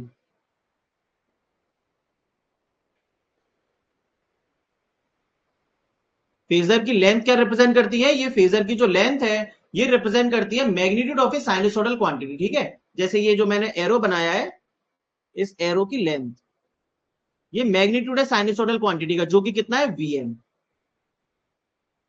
कितना है मैग्नीट्यूड, वीएम, समझे ना। चलिए दूसरी चीज, phasor will rotate in anti clockwise direction.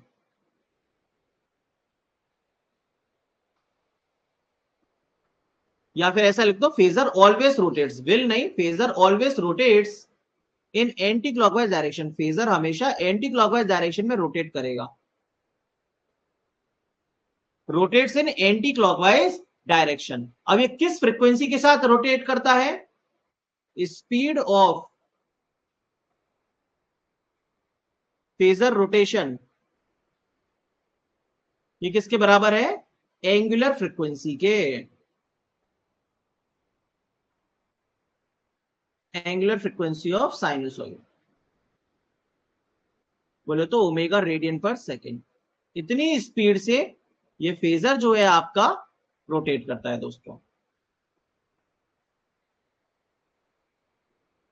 Sir omega तो एंगुलर फ्रीक्वेंसी है, ये स्पीड कैसे बता रहा है। अरे फ्रीक्वेंसी का मतलब क्या होता है कि किस स्पीड से साइकिल आगे बढ़ रही है, वही चीज है। अगर कुछ भी ना समझ में आए इसमें तो पूछ लेना। तो जो फेजर का लेंथ है ना, इस एरो की लेंथ जो है वो रिप्रेजेंट करता है magnitude of A sinusoidal quantity, मतलब वीएम। जैसे कि इस क्वेश्चन में हो जाएगा वीएम, है ना। इतना नोट कर लेंगे आप सभी।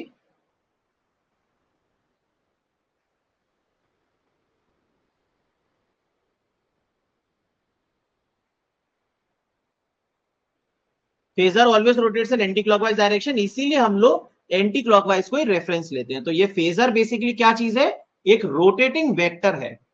Phasor is nothing but a rotating vector.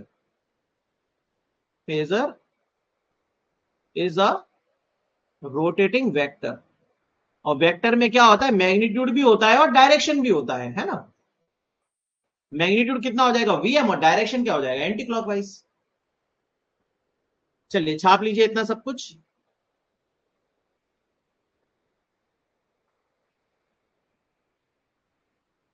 तो बेसिकली आपको इतना सब कुछ समझ में आ रहा होगा, आ रहा है कि नहीं।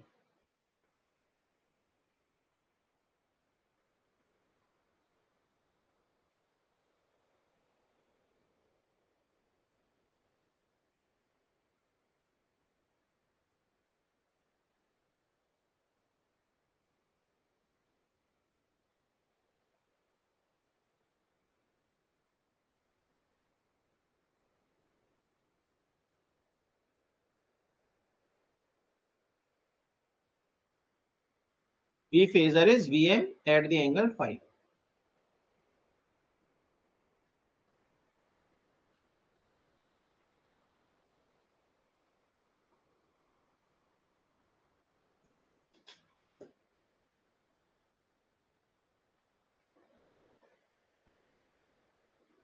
ठीक है दोस्तों,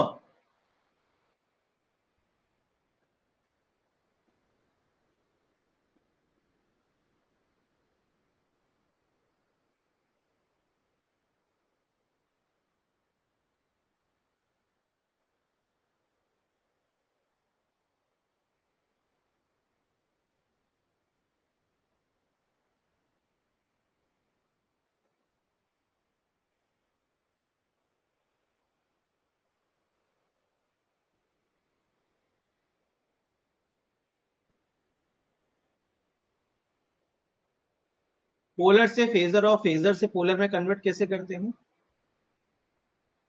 पोलर और फेजर एक ही चीज होती है। पढ़ाने तो दो मेरे को, पोलर फॉर्म पढ़ा दिया मैंने तुम्हें।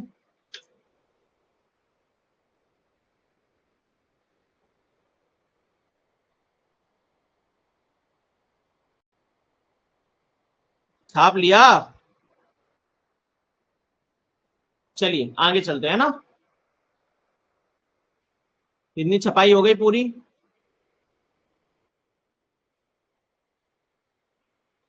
चलिए देखिए, छाप लिया हो कि नहीं? छाप लिए ना भाई? तो देखो V1t बराबर, मान लीजिए मैंने ले लिया -10 cos omega T plus 10 degree, और V2t ले लिया मैंने sin omega T plus 60 degree. आपको बताना है फाइंड या फिर V1 Leeds V2 by dash, ये बताना है आपको। चलिए सॉल्व करिए, मैं आ रहा हूं।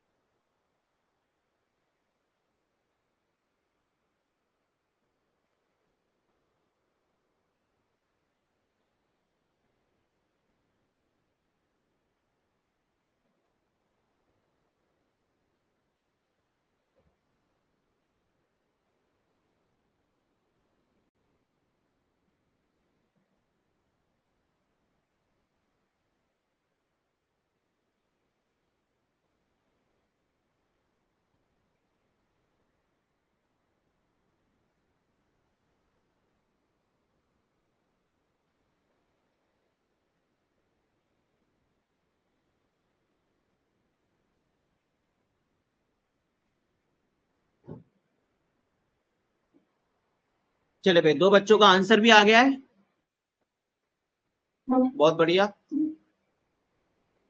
देखो बहुत ही सिंपल है, सिंपल करना क्या है हमें,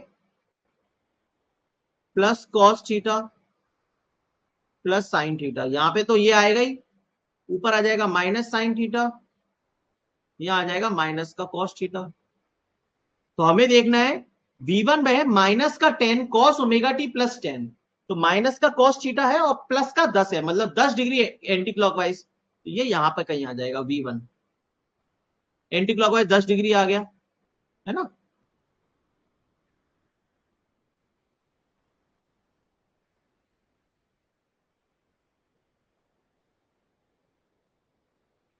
और दूसरा है sign omega T plus 60, sine theta नीचे उससे प्लस 60, मतलब आपका प्लस 60, मतलब ये भी एंटी क्लॉकवाइज जाएगा साइन से, प्लस 60 मतलब कहीं ना कहीं यहां पे आ जाएगा, ये हो गया V2। समझ गए? क्लियर है? ये कितना है 60 डिग्री, बहुत बढ़िया, ये हो गया 60। माइनस का 10 कॉस ओमेगा टी प्लस 10, तो माइनस का थीटा से +10 और वी साइन थीटा से +60। अब आपको पूछा है V1 Leeds V2 bye, V1 V2 से कितना लीड कर रहा है, ठीक है ना। तो देखो हमने एक चीज डिसाइड की है कि हम हमेशा लीडिंग या लैगिंग बताएंगे एंटी क्लॉकवाइज देख के। तो आप अगर इसमें एंटी क्लॉकवाइज घूमोगे, एंटी क्लॉकवाइज देखोगे, तो आप मुझे बताओ अभी आगे कौन चल रहा है एंटी क्लॉकवाइज देखेंगे तो।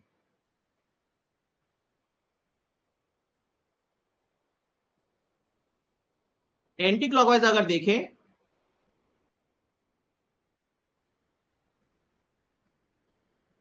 तो आगे कौन चल रहा है, V2 आगे चल रहा है ना। एंटी क्लॉकवाइज देखेंगे तो V2 आगे चल रहा है, लेकिन हमें निकालना है V1 लीड्स V2 बाय। तो V1 को अगर V2 से लीडिंग बताना है तो ये एंगल देखना होगा ना, क्योंकि भाई इसी डायरेक्शन में जब घूमेंगे तो V1 V2 से लीड कब करेगा, जब V2 यहां पर है और V1 इधर है और इतना एंगल से लीड कर रहा है। तो ये कितना है, यस वैसे तो V2 आगे चल रहा है, छोटा एंगल देखेंगे तो V2 आगे चल रहा है, लेकिन बड़ा एंगल देखेंगे तो V1 आगे चल रहा है। तो बताइए भाई एंटी क्लॉकवाइज अगर आप देखेंगे तो कितना एंगल है ये वाला, ये 180 प्लस 10 190 और प्लस 30, 30 डिग्री इधर आ गया, 10 डिग्री इधर आ गया और 180 इधर आ गया, तो 180 और 40 220 डिग्री हो जाएगा ये टोटल। कितना एंगल हो जाएगा, 220 डिग्री ये हो जाएगा। और ये कितना बचेगा फिर, ये वाला नीचे वाला,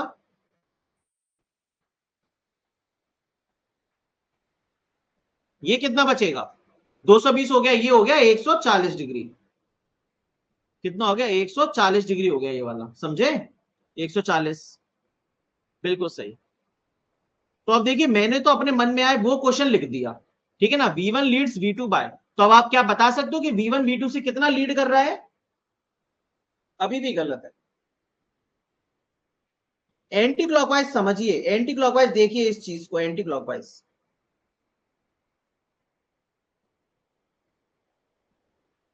तो आप देखेंगे अगर मैं 140 डिग्री देखूंगा और एंटी क्लॉकवाइज देखूंगा तो 140 डिग्री में मुझे क्या समझ में आ रहा है कि भाई V2 अब ये आगे चल रहा है और V1 पीछे चल रहा है। एंटी क्लॉकवाइज देखना है ना, अगर एंटी क्लॉकवाइज जा रहा हूं तो 140 डिग्री के हिसाब से V2 आगे चल रहा है, V1 पीछे चल रहा है।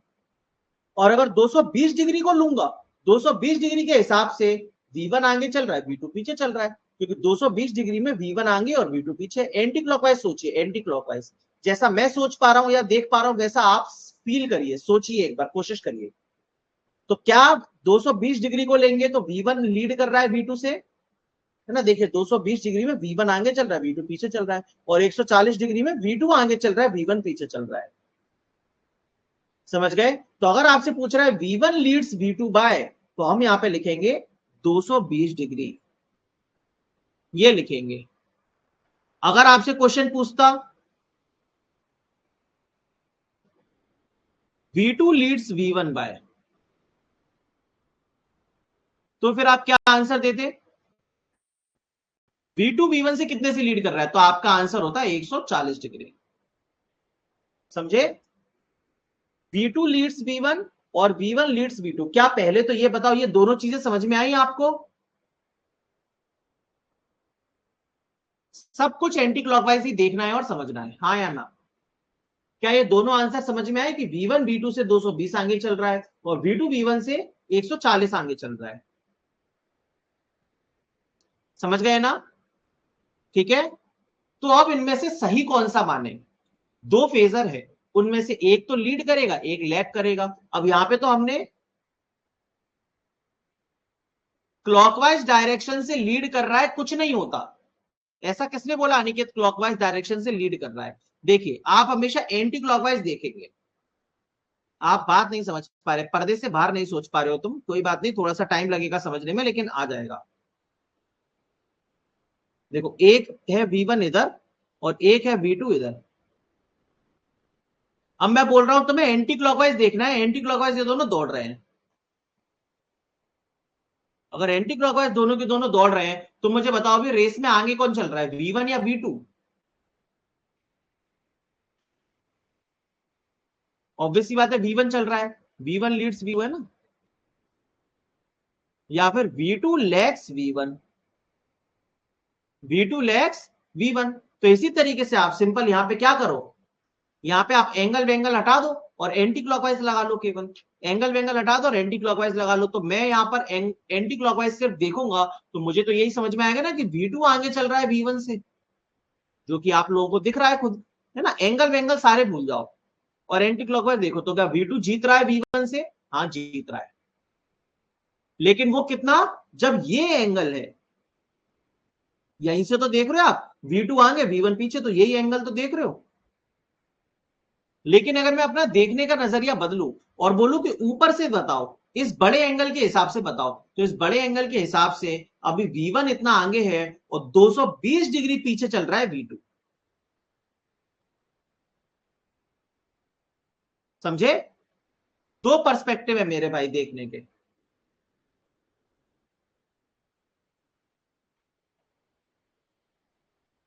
ठीक है, एक और एग्जांपल लेता हूं मैं, चलो ऐसे देखो। मैंने बना लिया एक इधर, ये 30 डिग्री है, और एक इधर, ये है V1, ये है V2, ये 20 डिग्री है। आप मुझे बताइए V1 लीड्स V2 बाय कितना आएगा? बस इतना बता दो। 90 डिग्री में प्लस साइन होता है, माइनस साइन एंटी क्लॉकवाइज। क्या 90 डिग्री में प्लस साइन है माइनस साइन? क्वेश्चन ही तुम्हारा गलत है। V1 लीड्स V2 बाय, बिल्कुल सही। तो देखो एंटी क्लॉकवाइज जाना है हमें, तो V1 V2 से 50 डिग्री आगे चल रहा है। समझ गए? समझ गए ना? बिल्कुल सही। ठीक है, तो V1 लीड्स V2 बाय 50, ये तो तुमने बड़े आसानी से बता दिया, जल्दी से बता दिया। अब मैं तुमसे एक चीज पूछता हूं, इसको हटाओ, इसको हटाओ। अब मैं तुमसे बोल रहा हूं ये रहा एंटी क्लॉकवाइज, और अब मैं तुमसे पूछता हूं V2 लीड्स V1 बाय, क्या बता पाओगे? V2 V1 से आगे चल रहा है कितने एंगल से? शाबाश, बिल्कुल सही। ये 310 डिग्री एंगल है। तो V2 V1 से आगे चल रहा है 310 डिग्री एंगल से। माइनस 310 नहीं, 310। माइनस कहां से आ गया? समझे ना? बिल्कुल सही। ठीक है, क्लियर है एकदम। अब ये चीज है, इसी तरीके से यहां पर देखो। अब यहां पे मैं इसको दोबारा से ड्रॉ कर देता हूं। समझ में आ गया कि नहीं सब कुछ तुम्हें?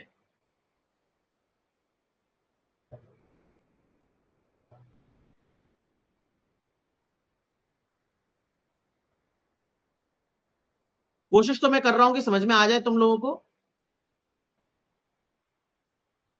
तो भाई ये एंगल कितना है दोस्तों? 140 डिग्री है। तो हम कह पा रहे हैं इसको देखते हुए कि V2 V1 से लीड कर रहा है 140 से, जो कि ये वाली चीज है। और दूसरा, ये कितना एंगल है भाई? अगर हम ऐसे देखें, ऐसे, और ये एंगल 220 है, तो हम यहां पे कह सकते हैं V1 लीड्स V2 बाय 220। बताओ क्या ये पर्सपेक्टिव भी सही है? बिल्कुल, ये पर्सपेक्टिव भी सही है। ठीक है, चलिए बिल्कुल सही। इतना क्लियर हो गया?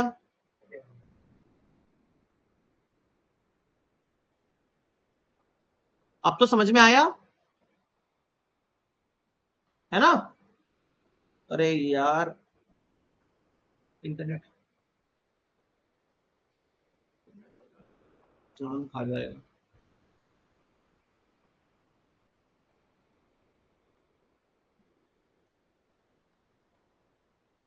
हाँ,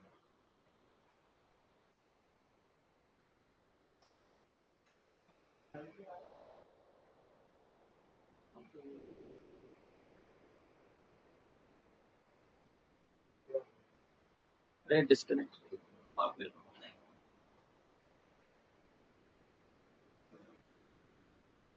दोस्तों चल रहा है इंटरनेट?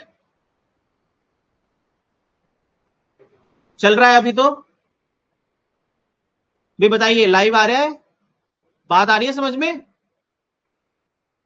सभी को आवाज आ रही है? सभी लोग प्रेजेंट है ना? ओके, चलिए बहुत बढ़िया, ठीक है। चलिए, तो ये चीज आपको समझ में आ गई, लीडिंग लैगिंग। अब मैं आपको ये समझाना चाह रहा हूं यहां पे कि भाई सही कौन सा माने, क्या 220 सही माने कि V1 V2 से आगे चल रहा है, या फिर हम 140 को सही माने कि V2 V1 से आगे चल रहा है? दोनों के बीच रियल लीड और लैगिंग का कंसेप्ट लेस देन 180 वाला वैल्यू लेके चलते हैं। Very good Adil, very good. ठीक है, आ रही है वॉइस? बहुत बढ़िया। अब देखिए यहां पर क्या हिसाब किताब है कि बेसिकली हम क्या करते हैं इन जनरल,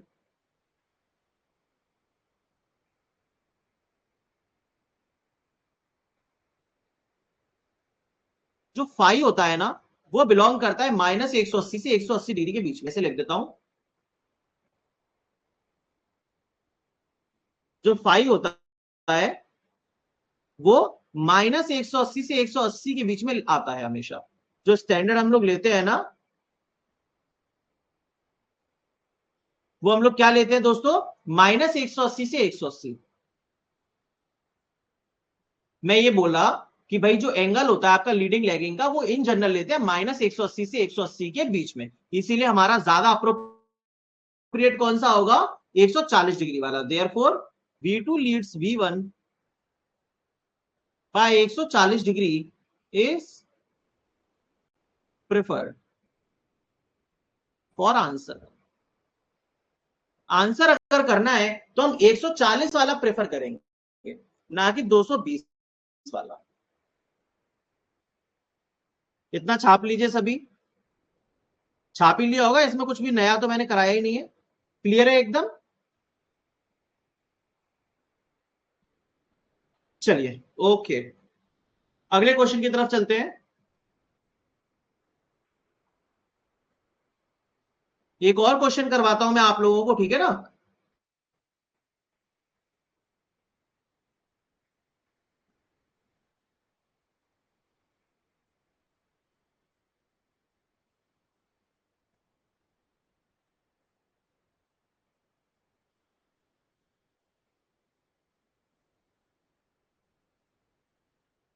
बताइए इसका आंसर, चलिए इसका आंसर बताएंगे सभी।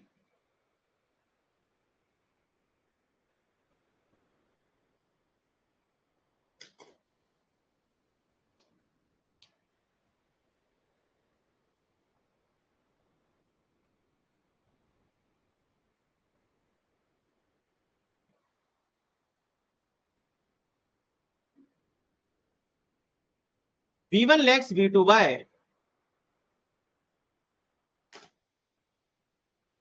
V1 V2 से कितना लैग करता है, बताइए। इसको सॉल्व करिए सभी, चलिए फटाफट।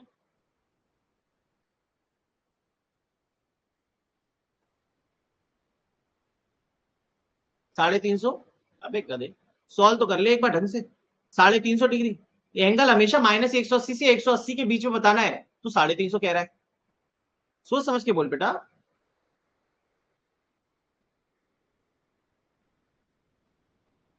Plus cos theta plus sine theta minus sine theta minus cos theta. तो देखो, शाबाश, वेरी गुड, बहुत बढ़िया, 170 डिग्री इज करेक्ट आंसर। तो देखो V2 कितना है, -20 कॉस ओमेगा टी, तो V2 आपका माइनस इधर ही है। और V1 कितना है, cos omega T plus 10, cos omega T ये रहा, प्लस का 10 मतलब 10 डिग्री एंटी क्लॉकवाइज, ये हो गया V1। इनके बीच में एंगल कितना हो गया, 170 डिग्री। तो हमें दिख रहा है अगर मैं एंटी क्लॉकवाइज जाऊंगा,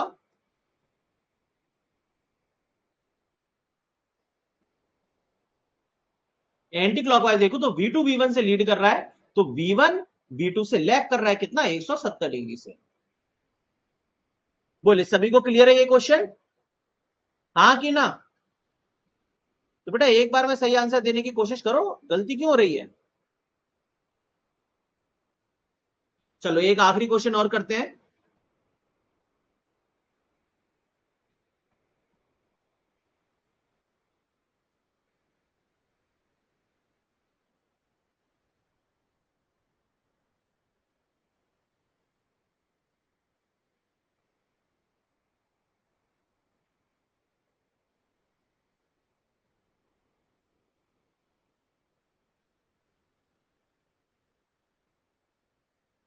इसको और बताओ,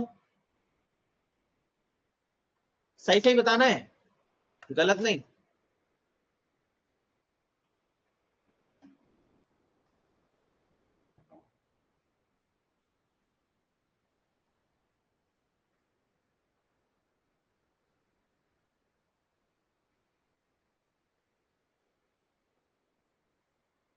मैंने बोला सही सही बताना है, आशीष। सही सही बेटा, सही सही बताना है मेरे लाल, काले पीले नीले हरे।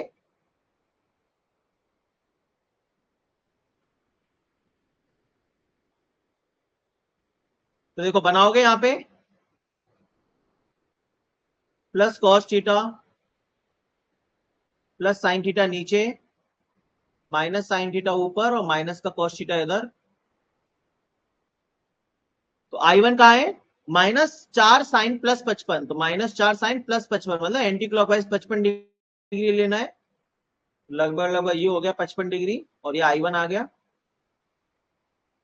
अच्छा माइनस साइन से लेना है, सॉरी माइनस साइन से। माइनस साइन आपका ऊपर है, उससे 55 डिग्री एंटी क्लॉकवाइज लेना है, इधर कहीं आएगा I1। और I2 कितना है? cos -65, cos-65 मतलब -65 कहीं लगभग लगभग इधर।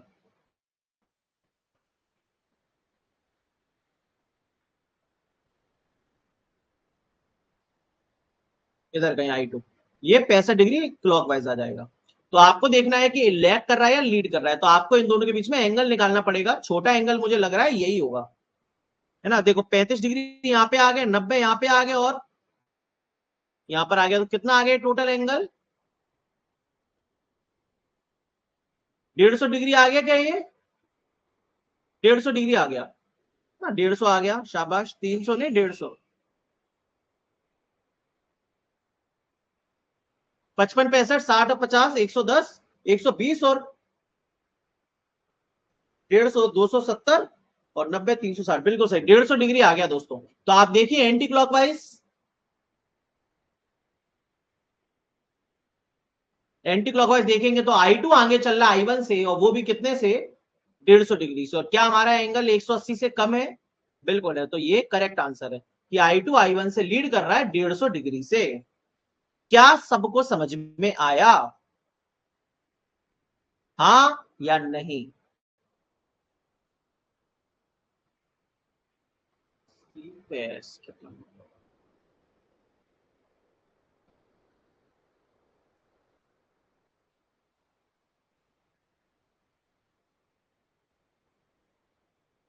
बोलिए,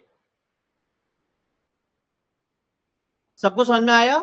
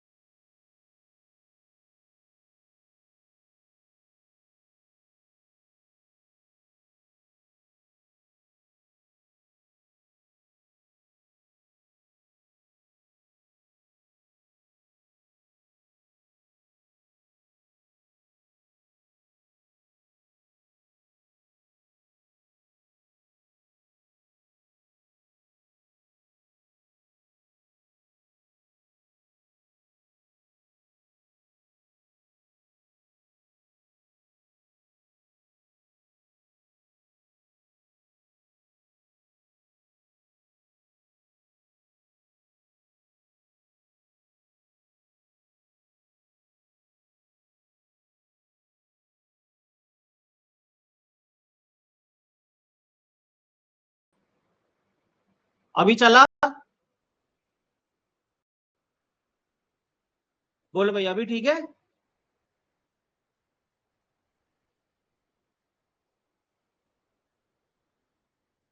अब आ गया सभी का, है ना? ओके चलिए ठीक है। चलिए कुछ और पढ़ते हैं आगे अभी। हेडिंग डालेंगे सभी के सभी कॉम्प्लेक्स नंबर, फटाफट से।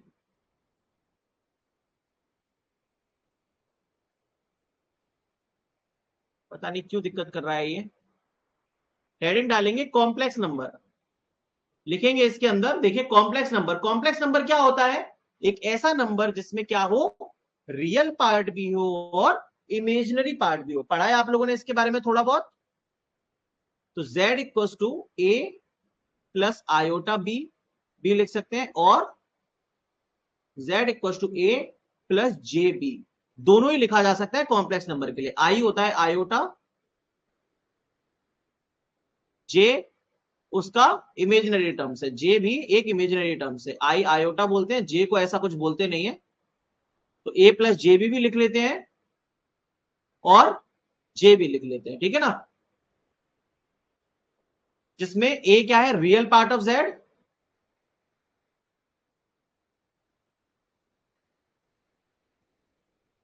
और b क्या है, imaginary part of z, complex number का इमेजिनरी पार्ट।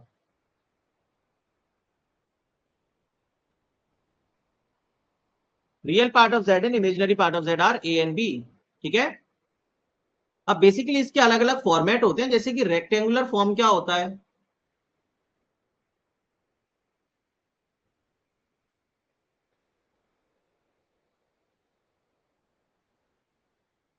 दूसरा पोलर फॉर्म क्या होता है,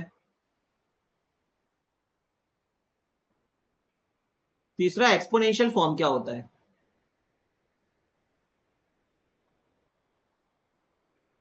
देखिए z equal to a plus J B जो लिखा है ये रेक्टेंगुलर फॉर्म ही कहलाता है।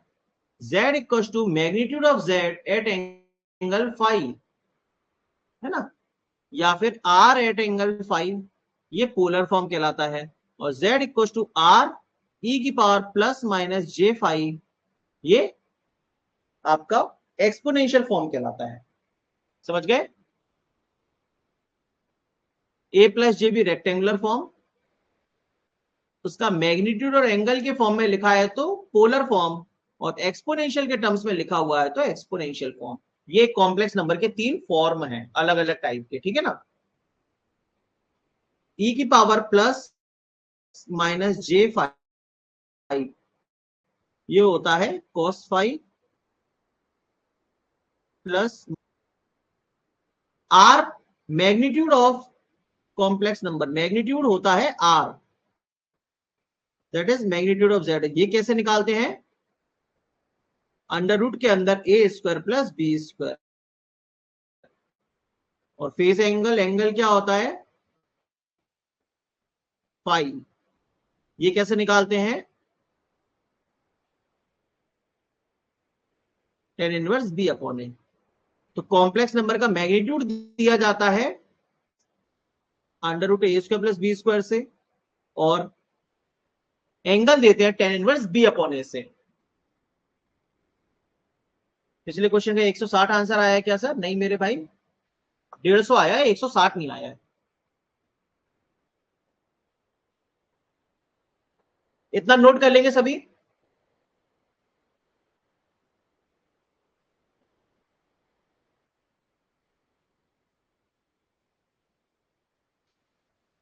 मैग्नीट्यूड कैसे देते हैं, एंगल कैसे देते हैं, ये सब आप लोग समझ लीजिए एक बार।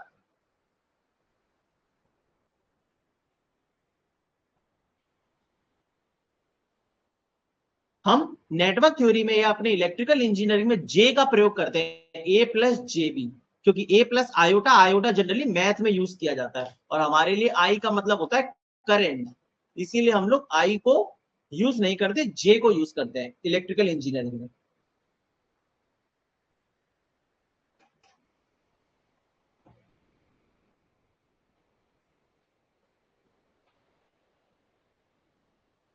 लिख लो इतना।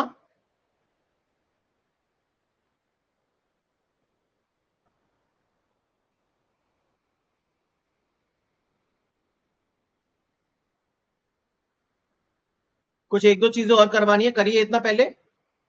सबने कर लिया इतना, है ना। चलिए, मैथमेटिकल रिलेशंस,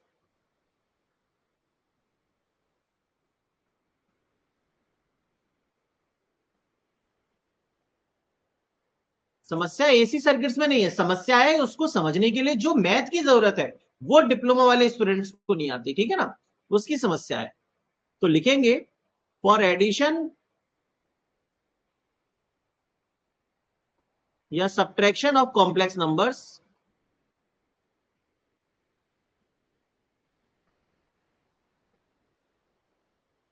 हम लोग रेक्टेंगुलर फॉर्म यूज करते हैं।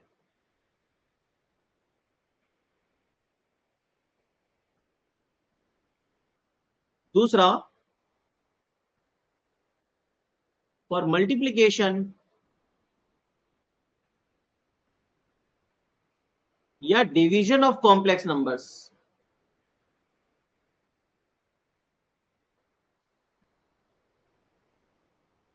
हम लोग दोस्तों पोलर फॉर्म का प्रयोग करते हैं। ठीक है, बिल्कुल सही। कैसे सर? जैसे कि अगर लिखा है Z1 equal to A1 plus JB1, Z2 is A2 plus JB2, ये कहीं पे लिखा हुआ है, तो Z1 प्लस या माइनस Z2 करना होगा तो क्या आएगा? A1 plus minus A2 plus का JB1 प्लस माइनस B2, ये एडिशन सब्ट्रैक्शन हो जाएगा। सॉरी। दूसरा, अगर मल्टीप्लाई करना है Z1 इंटू Z2 को तो क्या आएगा? Magnitude of Z1 at angle φ1 into magnitude of Z2 at angle φ2।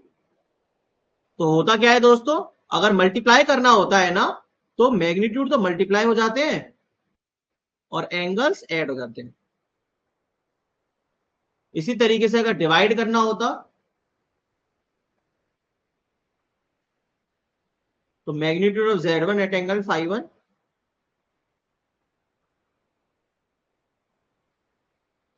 ये कितना बनता?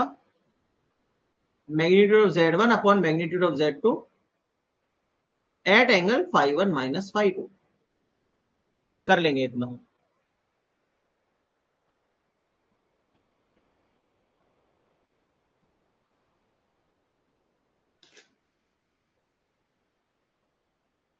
Magnitude of Z1 at angle φ1 upon magnitude of Z2 at angle φ2।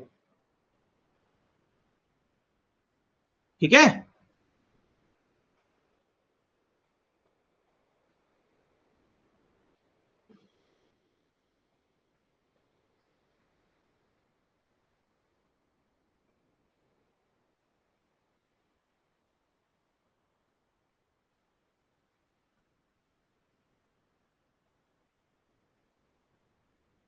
करेंगे इतना। इसके बाद चौथा, अगर मुझे लिख लीजिए 1/Z1 करना है, 1/Z1, इसको कैसे सॉल्व करेंगे? 1/A1 plus JB1। तो इसको कैसे सॉल्व करते हैं दोस्तों?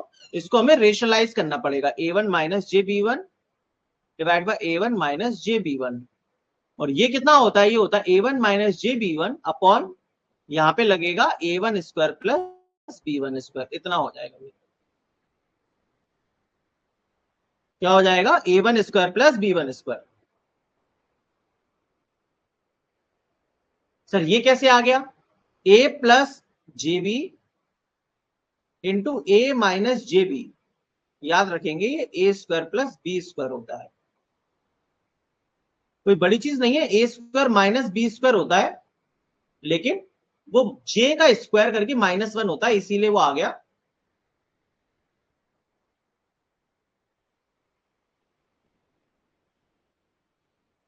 कर लेंगे, 1/Z1 लिख लेंगे। 1/Z1 कैसे सॉल्व करना है? रेशनलाइज कर देना है, और जो डिनोमिनेटर हो जाता है उसमें हो जाता है A1 square plus B1 square. कर लिया इतना। एक चीज और लिख लीजिए, Z कॉन्जुगेट। कॉन्जुगेट कैसे निकालते हैं? A प्लस JB का कॉन्जुगेट करना है, ये हो जाता है कितना? A minus JB, A minus JB।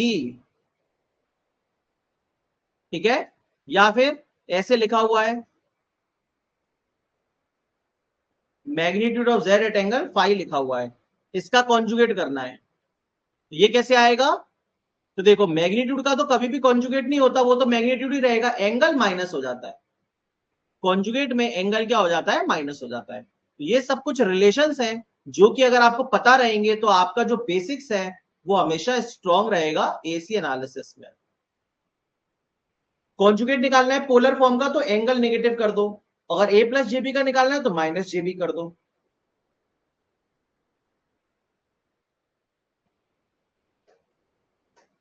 कर लो इतना।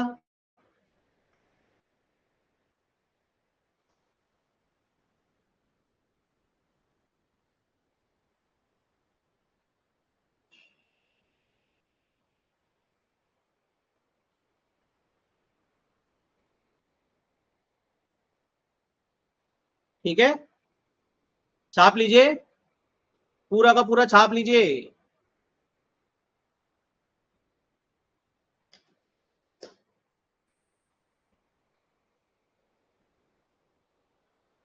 डन।